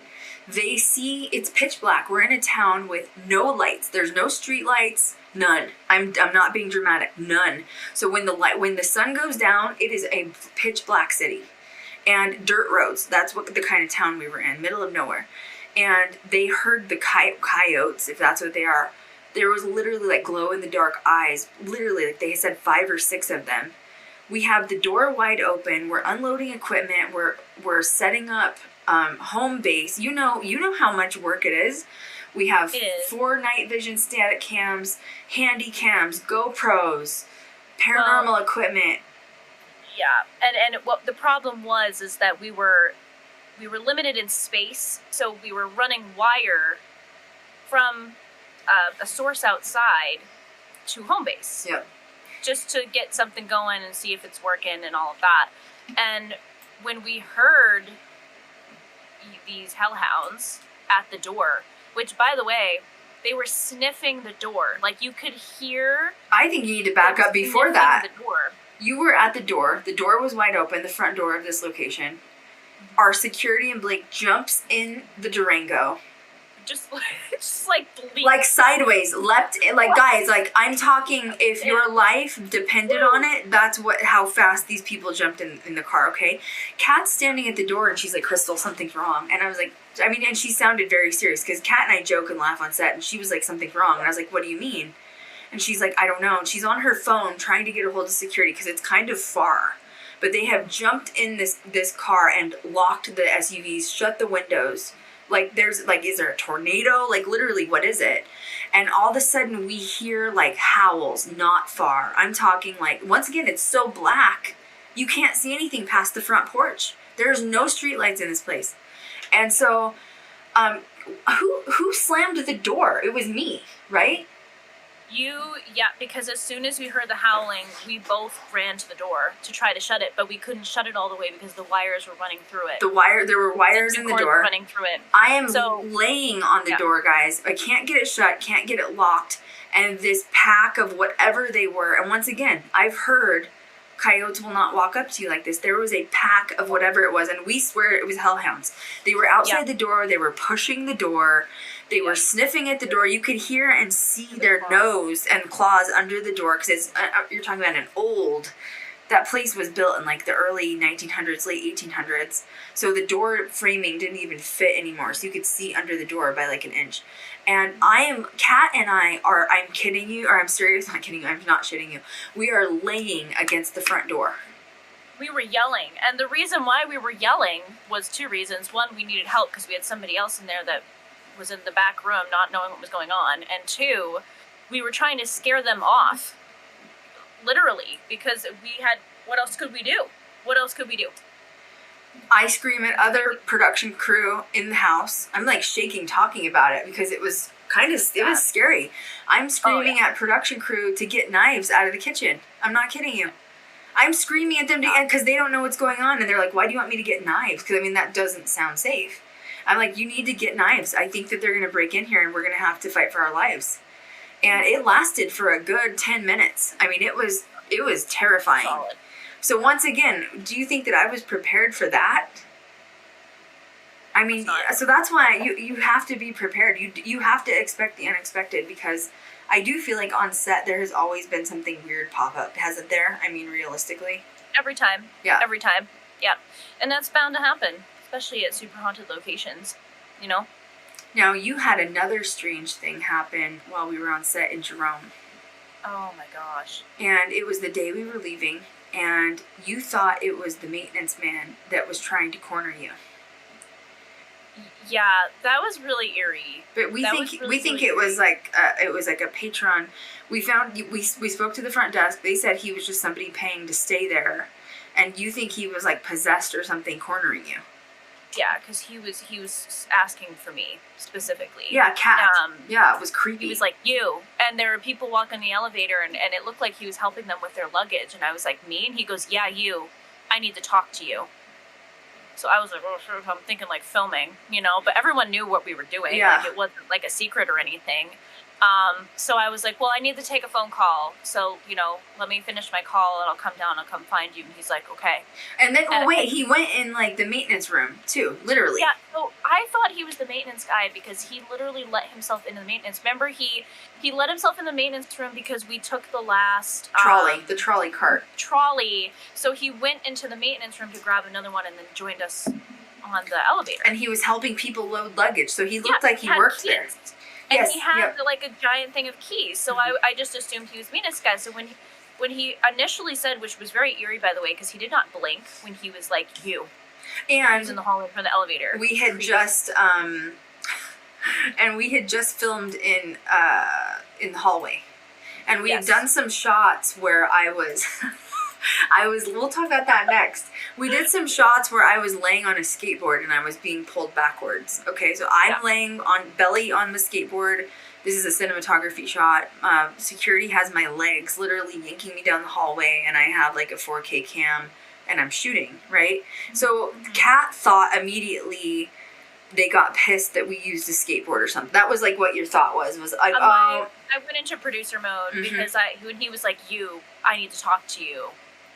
He sounded irritated. I was like, okay, great. And there was really nothing anyone could have done anyway because it was... Well, you know how to negotiate out of things anyways. I mean, like but I wanted to just calm him down. So I was like, all right, well, let me take this phone call. I went up to the floor above and came down and he was gone. And I went down to the front desk to ask where he was because he wanted to talk to me. Well, Kat, you were handling business. And this is important. This is important. I want you guys to hear what she's saying because she's in producer mode. She thinks that we just got in trouble for the set that we were filming. And she wants to make it right, so she goes down to the front desk to say, hey, I'm looking for the maintenance man. He needs to talk to me about, our film shot that we just had upstairs. Can you tell me where he is? So this is important. Kat is following up. She's doing her responsibility as a producer. This is her job. She didn't run to me to say, I don't want to deal with it. Krystal, you go deal with it. She couldn't find the guy, so she immediately walked downstairs. This is important to have people on your crew that you can trust because God knows where I was. God knows what I was doing. I was probably filming again. So Kat was like, I'll deal with it. Yeah, initiative is important and accountability is important. You don't want to leave a location empty-handed, especially if people have questions. You want them to leave feeling like they have all the answers to the questions that they have and that there's no concerns and like everything's good. We're good to go. I couldn't find him anywhere, so I went down to the front desk and she goes, I have no, like the description of the man that I gave her was not the maintenance guy. Literally seconds after she was like, we don't have a maintenance guy there, the actual maintenance guy walked out. And she's like, this is our only maintenance man. Well, no, but you still said, hey, was there a problem? I talked to this other maintenance man. Yeah. Yep. And, kind of just like explained everything and asked where that guy was because I wanted to make sure I had also had a chat with him. Right. Because it can sometimes be a bad game of telephone and, I just didn't want to, I wanted to come from me. And he goes, there's nobody here with that description. So at first I was like, was it a ghost? Was it a ghost? I was like, oh my God, what? Are they after me? What's going on?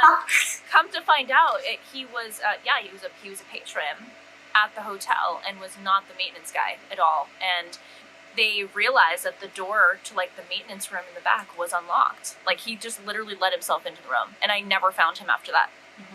Never found him after that. And they were creeped out, though, because they didn't know why he had the maintenance keys on his ring. He had, a huge ring of maintenance keys, so they were trying to find him. It was very eerie. I do think that there was something taking control of him, because the way that he looked at me in the hallway was very, honed in, creepy. And I was like, me? And he goes, yeah, you. And I was like, okay. That's when you're like, oh God, we got in trouble for filming. They thought we moved some furniture. They probably thought we didn't fix the furniture like that. I mean, that's a very responsible way of thinking when you're filming on set, because we have moved furniture in the past, and you need to remember, especially Jerome, those are antiques, right? You saw those antiques. These are expensive $1,000 worth of antiques. And I always make sure we take a picture before we move things, and then when we move it back, everything is placed exactly back where it was. So please don't screw things up. Even think about if there's vases or vases, whatever you want to call it, don't bump into them. Literally, they could be like antiques, and that's another reason you need liability insurance. Somebody breaks something, it happens. It can happen. Someone's going to be responsible for it. And if you don't have liability insurance, then it's going to come out of your pocket or you're going to get sued. So, and that's why people skills are important too, you know, because things do happen. But, you know, if you have an in-depth or personal, you know, semi-professional relationship with some of the people there, it's going to help you in the long run. And, you know, that's why I let him know I was going to find him after, even if he didn't really wait up for me, was just him knowing that, you know, I'd reach out and be there to have a chat about whatever he needed to chat about. Nothing. His concern. And he's gone. He was gone. Couldn't find him. And before that, he'd been walking the halls. He was going in the maintenance room. He's helping people with luggage. He's all over. And then all of a sudden, he's gone. I did see him, though. I was in the elevator with some of the people that he was helping. And it was weird because I was in the elevator with you. And by the way, that elevator's so old. That's the one where Claude Harvey died. They think he was murdered and pushed under the elevator. Yeah. That elevator's so old. He didn't even make eye contact with me. But once again, not shocked because, as I've said before, if you put Kat and I together, 9 times out of 10, if we're on set, people will walk up to her before they do me. I also think people know that I'm, like, running it and they don't want to, like, interrupt me. You know what I mean? But he didn't say a word to me, so I was like, what? He didn't even talk. He was very fixated. He was very creepily fixated. And I think what creeped me out was me reiterating me, and he goes, yeah, you. Yeah, yikes. He did not blink once. He didn't blink once. Like, it was crazy eyes. It was crazy eyes. And I was like, oh, great. Which is why you thought we were in trouble, which is a legitimate... Professional's face, it's fine. You know, like, let's chat about your concerns. I'm open to that. Let me find you after. I'm dead. I'm sorry. Like, all right, okay. Look, we moved the antiques back. Nothing's been broken. Yes, you did. Happened. You saw my boss on a skateboard, but I promise everything's safe. Nothing was broken. Yes, you did see security running, pulling her from behind the skateboard, but honestly, nothing got hit. Everything's safe. By the way, are you possessed? I'm just making sure you're okay. Like, I'm just making sure you're not. It's okay. Is it the leprechaun? Are you upset about the leprechaun? Because that was we were really loud that night. That, you know what? That's what I thought it was, because we'd stayed in an area that isn't usually occupied. Let's say that. I'm not going to give it away, and it's a large area of the hotel, and Kat and I shared like this huge suite room together, and the night that I leaned on her foot and I thought it was a leprechaun foot, we could not stop. I'm talking, it was hours. It was probably hours. We were screaming. Like, it must be the energy too in the room and like the energy of Jerome, don't you think? We also had like 8 cups of coffee that night because it was just a long day. It was a long day. Yep. But it was hilarious because we would like die down from it and then go to bed, and then we'd start randomly laughing after we shut the lights off, and then we turn them back on because we're just dying laughing, and then we shut them off again, and then we did it again, and then I saw a skin. Oh my God! You said it again. I saw a crawler in the room, and then went to bed. I was done after that. I was like, I'm done. I wake up the next day. She's like, yeah. So there was a crawler in our bedroom, and I was like, why didn't you wake me up? And she was like, it doesn't matter, I just went back to bed. I was like, okay. This is when you know you have become a seasoned investigator, okay? When you can go to bed with a crawler in your room with you. That's when you know that you're just like, yeah, it's there, it's fine, really. Well, you used to get so annoyed with me when we'd go to haunted locations because I can sleep in haunted locations. I do. Like, and I do this thing where I take a blanket and I wrap it around my head, because the one thing I don't like is when they mess with like your ears. Because that's a good tip. Seriously, I'm gonna share this with you guys. If you have to go to a haunted location and stay the night there, always take a spare blanket, like, I don't know, a baby blanket, like an extra like throw blanket. I always take a spare one, and I will wrap it around my forehead or like my eyes to here, and I wrap my ears so that they cannot mess with like my, you know, I was gonna say holes, but that doesn't sound right. Yeah, please don't use that. Phrasing. Phrasing. Wait, what's the word? Your clairaudience? I almost said atrocities. Why am I? Is something wrong with me? Like, am I okay? Look, you know what? I would rather say holes than skinwalkers. So it's true. Oh, God, we're picking the lesser of two evils here. My God. No, but yeah, I'll wrap my head orifices. That's not good. We're going down downward slope right now. She's stuck with holes. You know what I mean? Okay, well, if you have leprechaun feet coming out of your ears, just protect it with an extra blanket, and you're good to go. You know what I'm saying? But then that night, I was getting slapped by something in the face. I really was. But I slapped in the face with. It was like a baby hand, and it was like. It felt. No, I mean, I don't want to say baby cat. I don't mean like an actual baby. I mean like. I didn't mean like an infant hand. There's an infant. Like a little leprechaun hand. It could be after we manifested it. No, but like it was something that was very lightly just like my nose back and forth and like kept like trying to wake me up. And instead of looking at it, I would pull my hand up and be like. So, but that, it does. It means you're seasoned when you can. And the cat, I am happy to announce that she is finally at the point that when she goes to a haunted location, she just sleeps through it. I'm so proud of you. Thank you. And the Clown Motel was not bad. It wasn't bad. I don't think it was bad at all. That was like one of the best sleeps I had at a haunted location. I mean, just watch out for the maintenance worker. But other than the maintenance worker, it was, I don't really sense anything negative there at all, to be honest. No. Exorcist lady was nice. Yeah, we were in the most haunted room, and it wasn't that bad, honestly. No, it was fine. Okay, so if you guys have any more questions about pre-production or regular production, just, put them in the comments and I'll see them.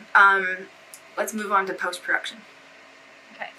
Caffeinated Christy said, like, little people, no, I just meant energetically it was a light hand, okay? It just felt like a small hand, like we're not infant. You know what it reminds me of? What's that, isn't it Scary Movie? The butler, he's like, this is my strong arm. I could not eat mashed potatoes for a solid year after I watched that movie. I was disgusted.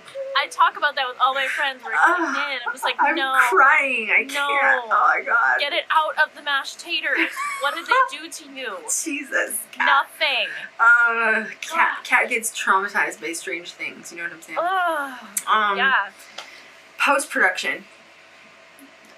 That's a whole nother demonic, traumatic. It's a lot. It's a lot of little pieces. Post-production. Yeah, so if you're going to create something to release as a film, I would not suggest doing a pilot like I did. A pilot is shorter, basically. I did a pilot to try to sell to turn into a series. I think it was a really big mistake because if I would have done something longer and turned it into a feature, I would have had more opportunities with film festivals, okay? So I had done the specific pilot, though, because I was trying to sell it to some production companies. Obviously, it didn't work out. That's okay. I was still able to submit it to certain, it would be considered like, I don't know, did we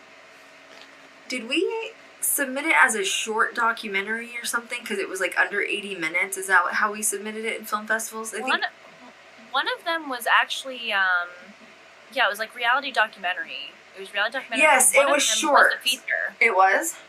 One of them was because of the time. It was like 1 minute over, like just for them because there were specifics for like each one. That's right. So one of them it was labeled as a feature. But the other ones were like short reality documentaries, specifically within the category of like paranormal. Yeah, and so our pilot was the same length that it would basically be on if it was on television. So if it was on a series, so that was like 37 minutes or something like that, maybe 43 minutes, something like that. If you do a feature film, it's usually around like 87 minutes, 90 minutes, somewhere in there. So we are doing a feature this time because we'll have more opportunity with film festivals to submit it.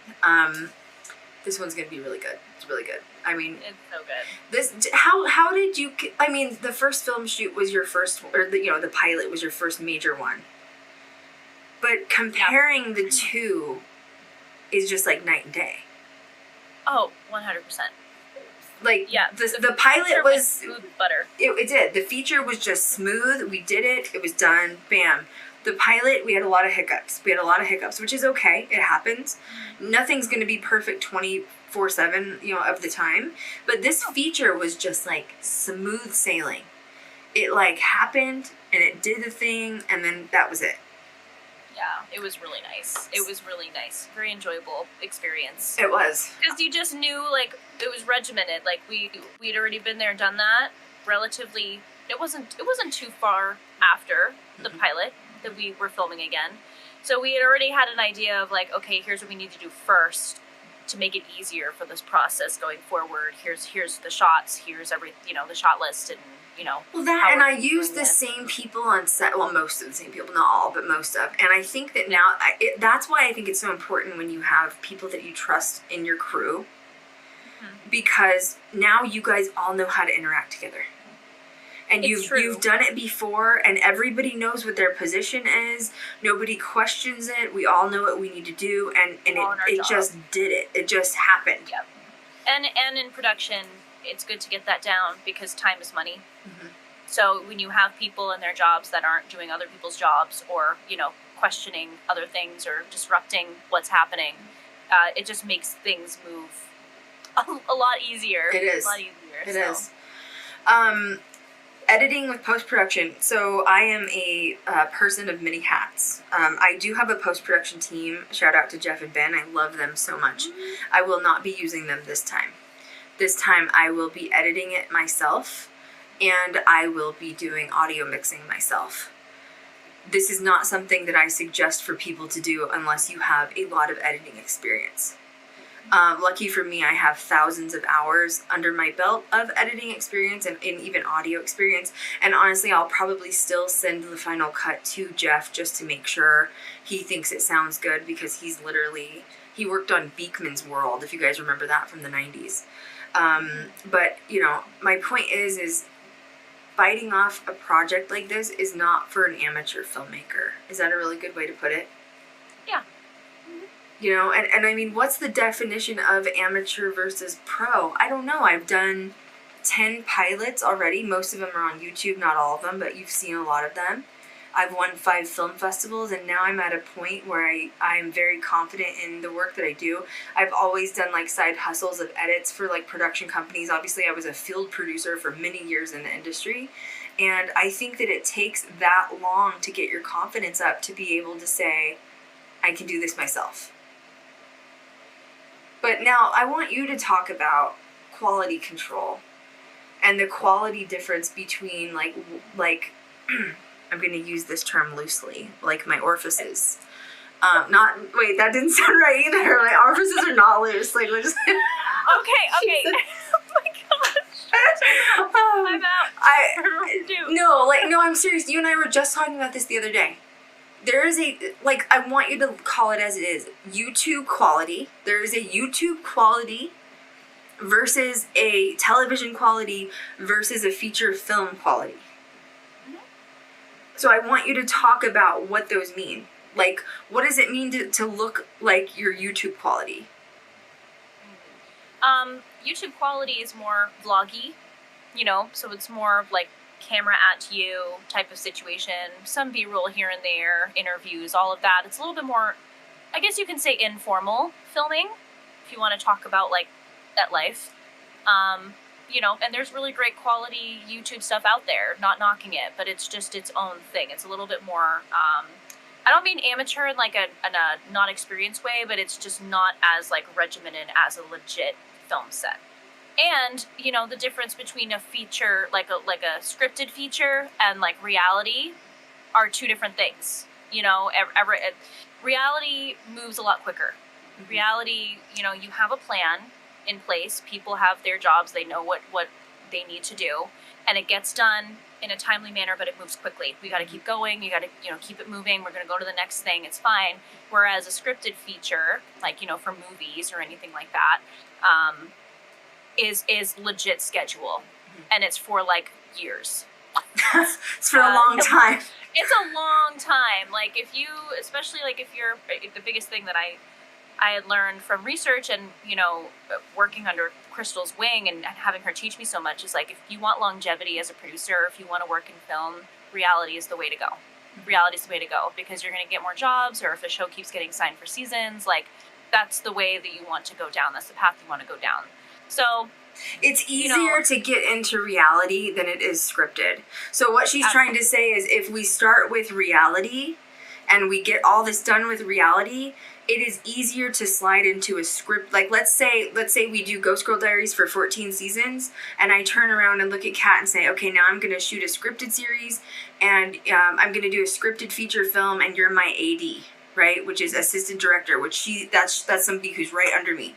That means Kat has now slid right into scripted. Scripted is really, really hard to get into, where reality is, quote, easier, is what she's saying. It's just a different world. It's a different world. But the cinematic quality for both, dependent on the director and the people running it, because it's different. The viewpoints and vantage point is different for everybody. Are going to be the same. They're going to be the same, because when you're on a film set, you know, for let's say a scripted feature, you know, it's millions and millions and millions of dollars. Whereas if you have like a reality feature or a reality documentary series, it's going to still be worth millions, but not as much. But the quality's still going to be the same. Mm-hmm. Same thing, same gear, just smaller budget, because it's not for an extended period of time as it would be for a scripted feature. But the question is why? And there's so many reasons why. One is audio. I see a lot of people on YouTube, and that's okay because it's YouTube quality, but they'll try to like feel, and I'm guilty of it. I'm not saying I'm perfect. Like, I've made crappy projects in the past. You know, there's a reason some of them aren't online for you to see.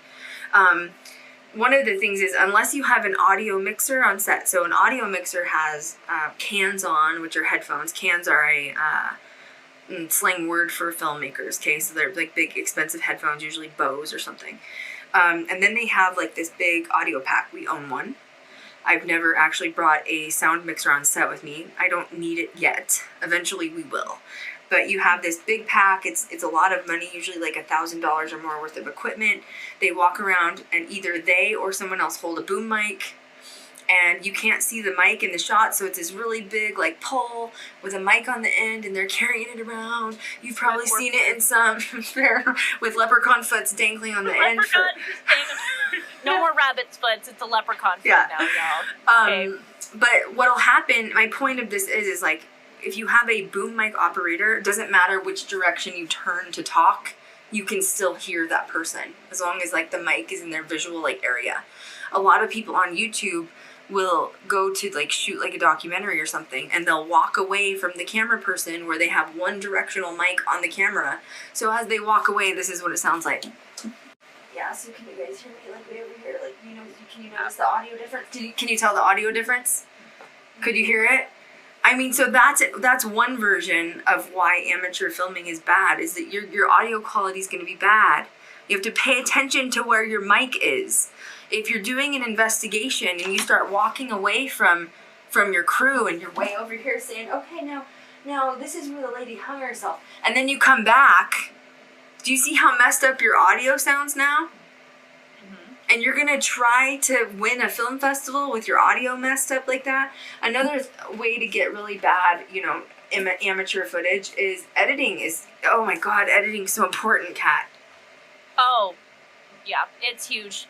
When you're, especially as an investigator, the edits are the most important, because that's what's going to build your credibility. You need to make sure everything is up to par. Well, and it's not just the slicing. It's not just, you know, cutting and like making slices. Don't use a lot of transitions. We hate transitions. Like, that's a thing for amateurs. Transitions are gross. They're ugly and they're stupid. Don't use transitions. When you're an audience member, you don't want to wait 1 or 2 seconds to wait for the transition to happen to see the next scene and see what happens. When you put like little, like, you know, they call them like title formats at the bottom, where you'll see like a block title format and like words pop up. Sometimes when you're an amateur editor, you make it look really fancy by using hard fonts to be able to read, or like really fancy things that roll in on the screen. No, you don't want to see that. You're not, you can tell if you're an amateur editor if you're doing stuff like that. And watch and how do you, so the question is how do you fix your audio? If you're wanting to show people at home the location, you walk backwards as your camera tech walks towards you so that the direction of your mic never changes. This is all film 101 stuff. And honestly, I think buying a film book wouldn't hurt. Get on Amazon, get a documentary film book, and study the shit out of it. Get on Masterclass, pay the $100 a year, study the shit out of all the documentary classes on it. And you can literally learn everything off of online now, and experience just doing it, just going out and doing it. You know, voiceovers. Really hard and really important. It is. I write my script before we film. I do things backwards. I know people are going to look at me like I'm crazy, but that's my version of filming. That's a good time management thing. Well, for me, I do that because then if I write the voiceover, you can never have too much. It's better to write more than not enough, Then you shoot all those scenes and now you have everything that you already need. But now you need to go back in and you need to record it. I had to literally build a sound booth in my house that I own. And Kat and I both are talking on professional microphones right now that were very expensive. Like, you can't be cheap when it comes to especially post-production. Oh my God, you'll blow it. And then there's like weird things. There's like, when you're editing audio, there's things called like de-essers, which like you can get like little on like, when we're talking right now on the microphone, it's going to be really loud right now until I edit it later. You know what I mean? But like, you have to really think about what goes into all that audio editing. Now you're layering audio. You're bringing in music that goes with it to like build up, the transitions of what you're doing and the storyline, and you're adding sound effects. Well, then the even harder part is you're editing paranormal footage. Spirit Box is horrible to edit. Am I right? I know. It's just really bad. It's really bad. It doesn't matter how good your audio equipment is. It's just is what it is. It's the PSB7's like, it's always gonna sound grainy and gritty. It's just you just gotta figure out what decibel to put it at. Yep. And keep it there. The whole time. And you literally have to go through on your timeline and edit every single thing by hand and listen to it and make sure it's all stabilized on the same audio track, which is usually like, I think I use it at -12 dB or something. I can't remember what I use, the industry standard. So yeah, I mean, editing's a pain. I'm going through it right now. I should be finished in the next couple of weeks for the feature. I'm going to show some sneak peeks on Instagram. So get on my Instagram page. I'm not going to post them. It's going to be in stories because I'm not going to post them. But yeah, I'm going to show a couple of sneak peeks. But yeah, I think that pretty much sums up with the feature. It's just a lot of work. So if you think for any minute, that it's easy to do what we do, I get flack from a lot of people. Whether they were people from my past or just people on the internet, because people on the internet are just assholes sometimes. But mood. I've always said, like, if you want to criticize me, criticize my filmmaking, call me mediocre, yet I won 5 film festivals, go do it yourself. And they haven't. Why? Yep. Because it's expensive and it's a lot of work and it's literally a lifestyle. It is literally a lifestyle. It's a very difficult lifestyle. A lot of patience involved. And the very last thing that we can throw in is being a woman in paranormal. It makes it just all that extra complicated. I mean, there's some of you that have been following me literally since like 2011, 2015 when like my public career started, and I'm still fighting the same fight I was then, and you'd think in 2022 I wouldn't be. I just had this amazing production company that I've been signed to for the last year that literally promised us the world and delivered, again, nothing. And it happens to me over and over again just because we're female and they don't think that we can deliver something like Ghost Adventures. And so you're adding just a whole nother extra boomerang in there. And I know a lot of people are like, oh my God, why haven't you given up by now? Like, you've been doing it for so long, you haven't given up. And I think the answer is, like, I get more fuel the longer we do this. Do you? Oh yeah, absolutely. Absolutely. And every call it a setback, I guess, but it's not really, but we're just going to label it as something, is really just another open door for a fresh opportunity. Mm-hmm. More people to meet, networking, learning something, going and doing the thing, traveling, filming some more. Like, I mean, it's great. It's all about perspective and understanding how the industry works. And just, you got to keep pushing through. Mm-hmm. You have to. There's no other choice. Mm-hmm. Yeah, I'm so, like, balls deep at this point. I can't stop now. Orifices. There's orifices with, orifices in the balls. Leprechauns. You said balls. I wasn't expecting that, honestly. I was off-putting. It's as bad as my orifices. I'm sorry. It was just, fine. we're an even playing field. Now we're fine. We're clear. But yeah. It's going to be an explicit podcast. And, like, honestly, I would say explicit. Just kidding. We didn't really use any bad words. It's just... there was some lingo. You know what I'm saying? There was some lingo. Biggest thing is there were some choices. Yeah, the choice of the hanging leprechaun foot. I think we need to make, like, a logo T-shirt of, like, a green foot with, like, you, me, and Elfie's face in the middle of the foot or something. You know what I mean? Like, I'm gonna crochet one. I can't. It's like sell the them. Ball of the foot. You know what? You can laugh all you want, but I really thought that I had crushed a leprechaun that day. I was very upset. I crushed my foot. I looked horrified. I was horrified. She was like, oh yeah. Speaking of leprechauns, I know. I was like, whoa, where are we going with this? I swore I saw one, in the Stanley Hotel. I'm not kidding you. oh yeah. I swear I think I saw one. And Billy saw it too from Ghost Adventures, so I don't want to hear it. But it was in the presidential suite. Somebody on our TikTok page was like, I stayed at the Stanley Hotel for a whole week and I didn't see nothing. And I'm like, well, first of all, if you have the ability to see ghosts without equipment, you're probably psychic. Let's start with that. You know what I'm saying? I also have not seen a ghost. You know what I mean? But second of all, I don't believe that you would stay at this. First of all, if you stayed at the Stanley Hotel for a week, that would be like $1,000 or more. A lot of money. It is. It's very expensive to stay there. But also, I've been to the Stanley so many times. Like, I literally think I've been there probably 200 times from living in Colorado.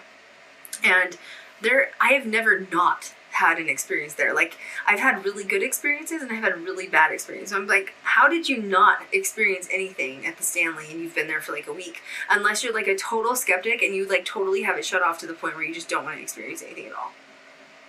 That's probably what it is. So That's probably what it is. anyway, Honestly. she was like, Stanley is not haunted. I was like, girl. That's because Cat's foot wasn't in it. Maybe that's where the leprechaun came from. You know what I'm saying? It's officially, it's like the Annabelle doll. It's attached itself to my foot.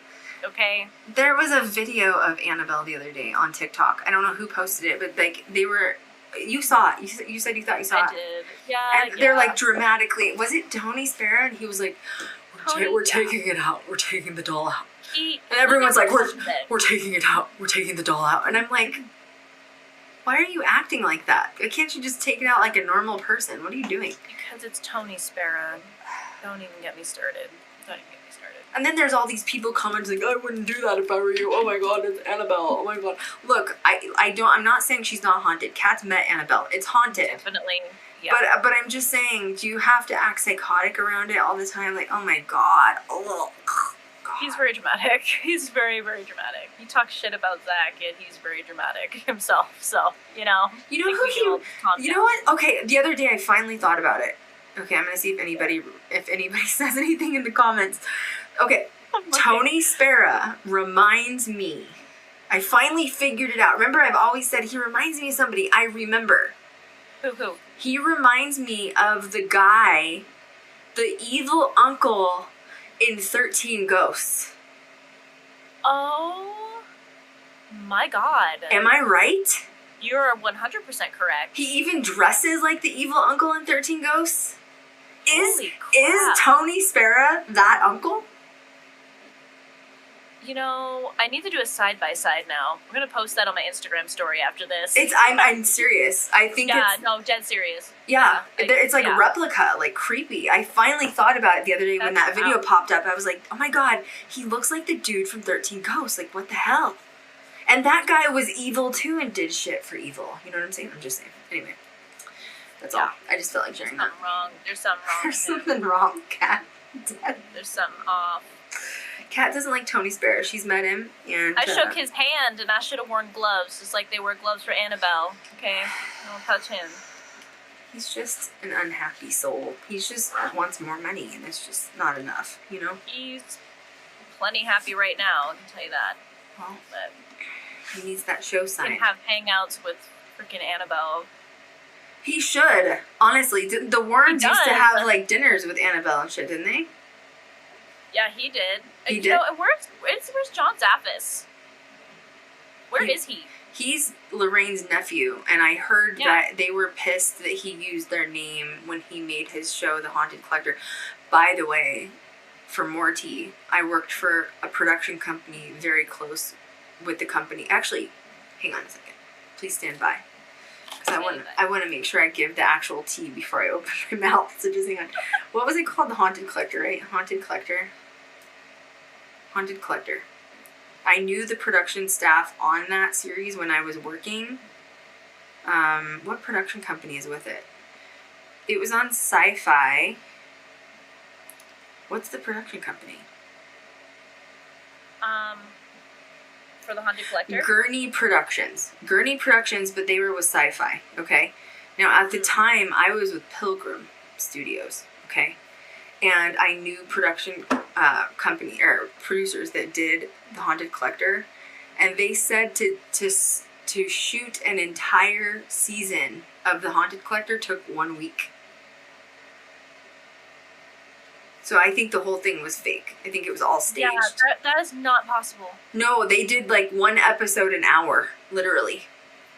They literally hired extras.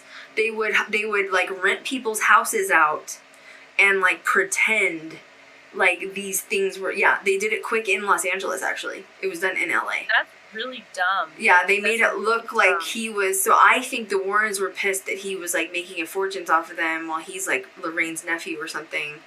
And it was like all frauded out. So I don't know. It was John's office was probably like excommunicated from the Warrens or something after that. I don't know. I think so because I don't even think he owns the museum. Well, I'm pretty sure Tony does. Oh, see, I didn't know that. I did. Well, okay, I do know the Warrens had the museum in their house. It got shut down from the state of Connecticut because it was no longer considered to be zoned for a business, so like a museum. So they had to shut it down, and this was like before Lorraine died. And I didn't know about John Zaffis though. Yeah. So that's interesting. I didn't know He's not mentioned at all. No, I know. They don't even talk, which is strange. But remember, Tony Sparrow is not blood related to the Warrens. It's his wife, which is where I think it's sketch. Yeah. I don't know. That whole thing's just weird. That's a whole stream in itself that I'd love to talk about someday because I would like to there's talk some estrangement going on. I would like to talk to the Warrens' daughter about her babysitter that Ed Warren supposedly got pregnant when she was 14. Now that's some tea. Yeah. I would like to interview the daughter and say, hey, you had a babysitter that lived with you, and she was 14 at the time, and supposedly Ed Warren got her pregnant. Do you remember any of this? That would be an interesting conversation. Judy is very, that's the daughter. Mm-hmm. That's Ed and Lorraine Warren's daughter. She's very, withdrawn. Judy from the whole thing?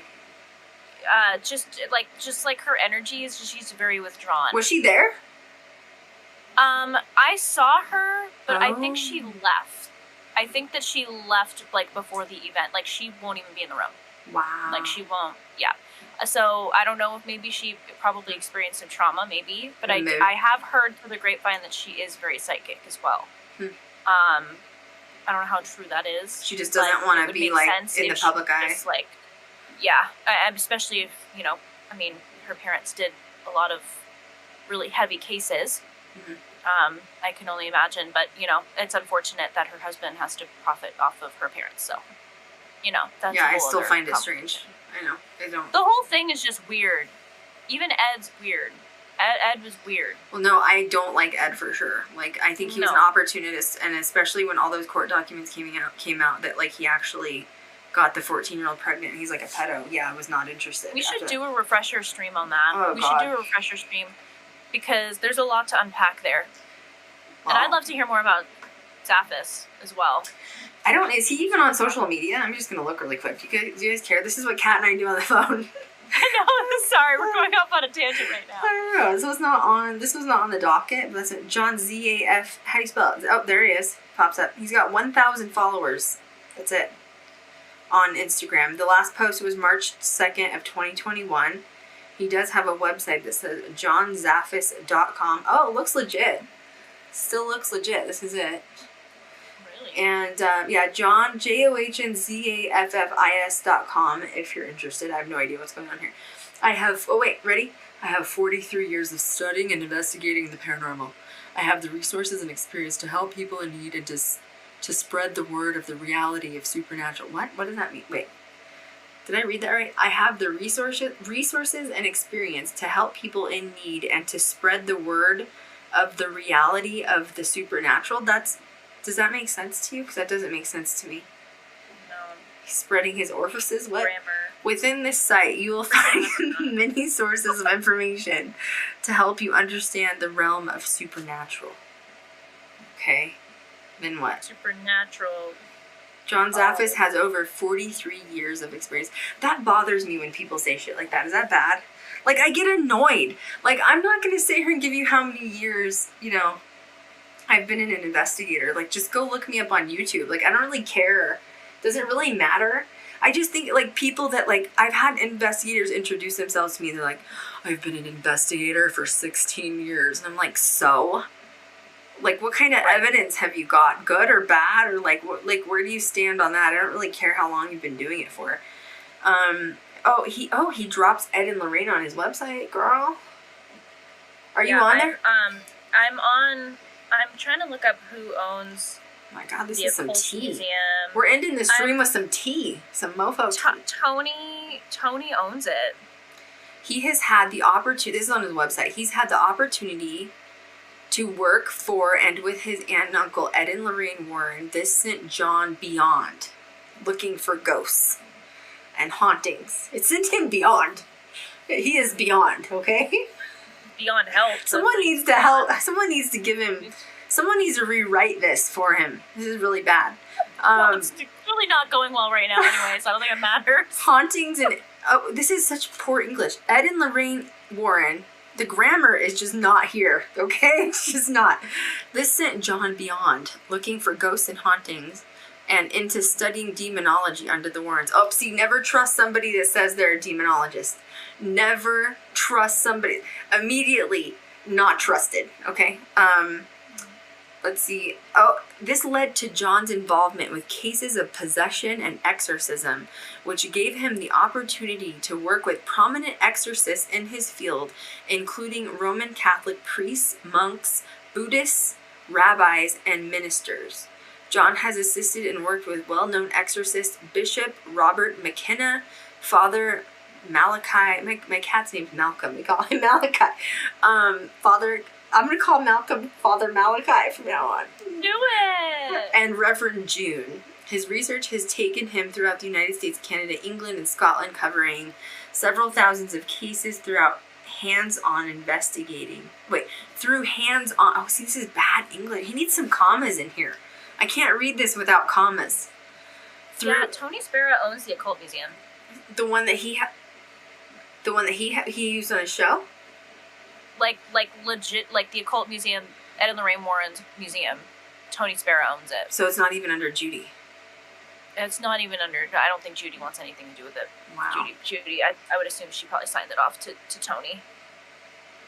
Yeah. Okay, just so you know, John has first. Sorry, I can't. I have to keep reading this. I just need you to know. John has a lot of first-hand paranormal experience. This includes experience with ghosts, poltergeists, demonic, and diabolical entities. What is a What's a diabolical entity? Isn't that a demon? I thought that was just something. I don't. Apparently. Why are we throwing around fancy verbiage here? What's going on? John Zaffis owns a museum in Connecticut called the Zaffis Museum of the Paranormal. And it literally says, the intriguing personal collection of a professional demon chaser. Don't ever trust somebody that calls themselves a demon chaser, okay? Don't. This is wild. We're going down some dark rabbit holes here, guys. Sorry. This is us daily. Okay, once again, this English is bad, so I can't really read this. So something about he has knowledge that he used for channeling reincarnation through past life regression. I'm not sure. He is firm in his conviction that such phenomena exist. Some freaking orifices, man. So John bad. has been featured on his orifice in sci-fi television series, including The Haunted Collector, Discovery Channel documentary. Oh, he was on another Discovery Channel documentary? If this guy can get a show, what's wrong with us? At this point, I'm just asking questions about myself. So, Zaffis is that's right, he's the nephew of Ed and Lorraine. Alright, I'm done. So, okay, so that would make sense then if Tony owns the museum, because they would have given it to Judy. And if Judy didn't want it, then she gave it to Tony. Mm-hmm. That's what it is. Yeah. Wow. That's wild. That's not good. That's not good. Yeah, it says, over the years, John has collected many hundreds of possessed items, either given or sent to him by wishing people to be rid of them. So somebody needs to go help him rewrite this website. It's called the John Zaffis Paranormal Museum. It says it opened in 2004. That's crazy. Yeah. All right. Well, anyway, sorry. There's something wrong. Sorry, we went off on a tangent. Oh, he has the museum on here too. Wow. You can get tickets to the museum right here. For his museum? I think so. That has like all of 2 items in it? Oh yeah, I'm confused. There's only like some haunted dolls and like a sword, and that's it. There's something from The Haunting in Connecticut, which is my favorite movie, by the way. I love that haunt so much. That he has in his museum, but I don't know how legit it is. He's just the whole thing's just messed up. You can buy a lot of stuff from him. You can buy What Lurks in the Dark book. You can buy When Spirits Speak, We Listen. Leprechauns lurk in the dark. There's a leprechaun foot right there. Oh my god, okay, I'm done. That was enough. I kind of want to go visit it. You know, the last time you did that, it didn't go very well by yourself, remember? I'm just saying. Wait, which one? The Conjuring House was kind of weird. Oh, the Conjuring House? Yeah, I'm glad I experienced that, though. You are? I want to go there at night. Yeah, I am. You want to go to the Conjuring House at night? Yeah, I go at night, absolutely. Oh, it's a mess at night. I've heard nothing but it's a mess at night. What does that mean? I'd go. Like, paranormal-wise. Oh. Yeah. I thought you meant... Like, it's just different between day and night. I mean, the dog poop is still there. God. It's there day and night, but, you know. Stop! I can't. Oh, my God. It's true. Just take a flashlight, okay? They have giant German shepherds, all right? Wear bags on your shoes. It's really good fertilizer, okay? It's really good fertilizer. That's going to be another stream in itself, okay? Actually, I'm pretty sure we already did one on that, but we can do a refresher. I can't. The things we have been through, I just can't. I also, when I was in New York, so I was in Garden City, New York. Oh, wow. I was like 20 minutes from Amityville, and I was like this close to going. But trauma. But trauma. Yeah, that probably would have been fun. That's what Kat calls me, and she had some family. You know, we all have family issues we have to deal with. Yeah. Well, that's just normal. And she's having some, you know, things happen with her family, and issues. She calls me and she's having issues with her family, and she's like, I think I'm going to go to Amityville. And I was like, I think it's a really bad idea.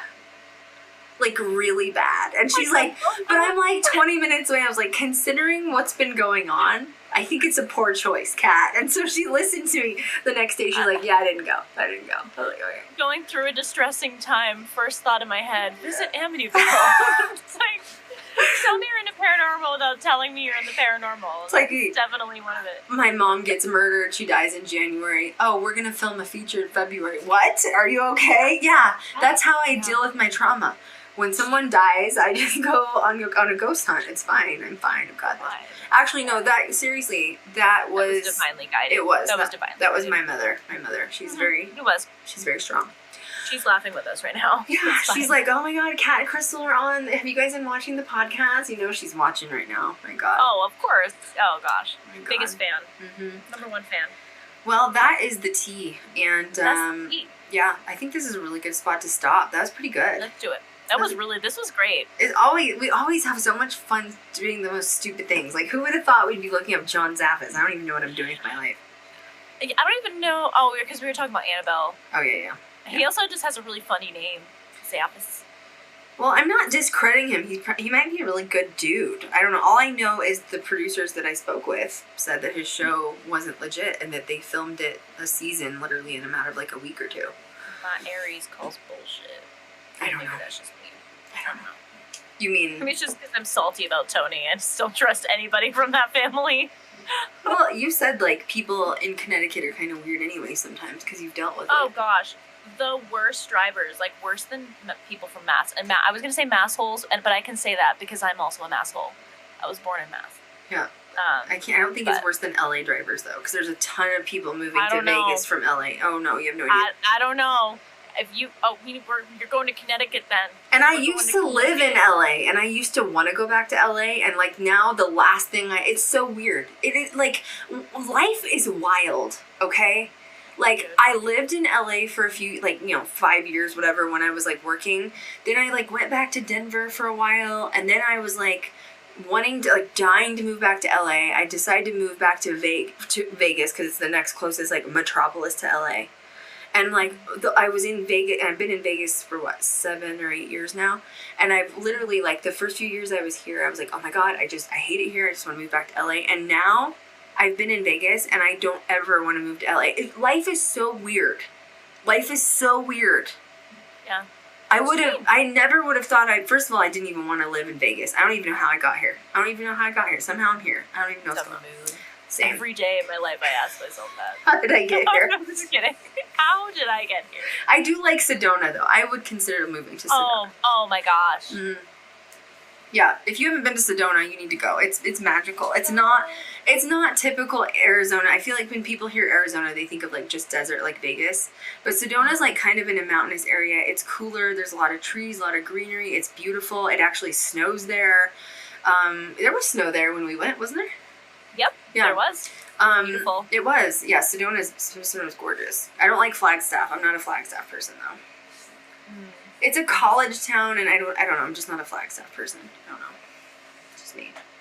Yeah. So I'm not a college town person. And I'm not a Phoenix person either, because Phoenix is hot. It gets to be like 125 degrees down there. Someone said in the comments. What? Oh, I missed. Dog poop is the perfect trap for leprechaun feet. Mood. I did not step in it though. She said the Conjuring house is covered in dog poop. So just so you know, maybe that's their way of their sacred way of cleansing the ground is through fecal matter. No, it's laziness. That's literally what it is. It's pure laziness. Oh. I think they took the house off the market. Of course they did, because they got all the attention that they needed through the media, and now they're good to go. Yeah. That's all they needed. Yeah, I think they took it down. My eyeball just rolled to the back of my head, and I saw my brain. Well, realistically, that is also why I went, because I didn't know if I'd, be able to go again. That was a big fart in the air. That was such a Kardashian move to be like, we're going to sell it. It's done. It's worth $1.1 million. And then everybody flocks to book it there. Although I still don't trust the dude. Because he said he had, husband? Yeah, because he said he has PTSD and firearms and shit. That makes me nervous. Yeah, and he's very open about it during the tour as well, about some close calls he's had with people. But I mean, it's hard with him because people have been trespassing on the property. But the other half of me is then get better security. Yeah. Where's the money going? Uh-huh. If people are paying to go and go to your location and you're booked out for a year for overnights.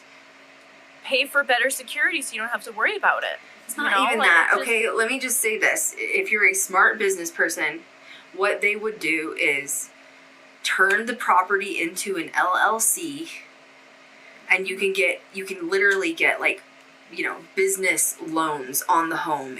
So I don't even know if it sounds like it was privately owned then turned into a business. They're not doing it right. It was. If it's under a business name or an LLC, you can actually take equity out on it. I'm just saying, hire a freaking financial advisor, and when you take that equity out on it, you can build a privacy fence around it like the Haunted Museum, and you don't have to worry about people entering your, I don't know. Anyway, that's my rant. I'm fine. It's true. Ugh. It's true. Yeah, some little old lady owned it before they owned it. The new owners owned it. I can't think of their names right now. Heinzens? Yeah. I don't know. Can't remember. But well, on that note, this was a good podcast. Thank you guys so much for being here with us. As always, this will be uploaded as an actual, you know, on Spotify and all that stuff. We hit 45,000 downloads last week. I think I announced that, but yeah, I know. Good job. We're getting there. Yeah, got to start somewhere. You know what I mean? And hopefully we can start getting the podcast sponsored. So if you hear ads coming up soon, because, you know, Mama's got to get paid. All of us need to get paid at some point. And yeah, that's about it. Make sure you follow us on social media. Oh, we hit 14.1K on TikTok. Holler at your girl. Holler. Yes. Follow GGT on the TikToks. I'm doing a lot of the work by myself. However, Kat is helping me with social media management. Holler, Kat. I appreciate you. Boop, boop. And yeah, we're doing amazing. So thank you guys for everything. Next week's with Elfie. I think we have another occultist chat coming up. And don't worry, we only have leprechaun feet every other week. Oh. Every other week. The 21st, is that right? We are taking a break from, I was going to reschedule, or the 20th. The 20th of May, we are going to have a slight intermission. Kat, I was going to just go ahead and like swap Elfie and Kat days, but we're just going to have a 1 week intermission, so we will be off on the 20th. So yeah, I have a show. Yep. I have my it's the second night for Little Shop of Horrors, so I will be conducting in the pit. That'll be so fun. Oh my God. Yeah. No skinwalkers, Kat. No skinwalkers, somebody said. No skinwalkers, just leprechauns and crawlers. Yeah. Thank you guys so much for everything. We appreciate you so much. Make sure you can always download this podcast too, even if you don't listen to it, just to support us. You know what I'm saying? Yeah, on Spotify. You should. Just keep supporting us. Keep it going. So yeah, make sure you guys are following us. Make sure that you are on the new YouTube channel too. Make sure you're on social media. And as always, we will catch you guys next time. Thank you guys. Back from the dead.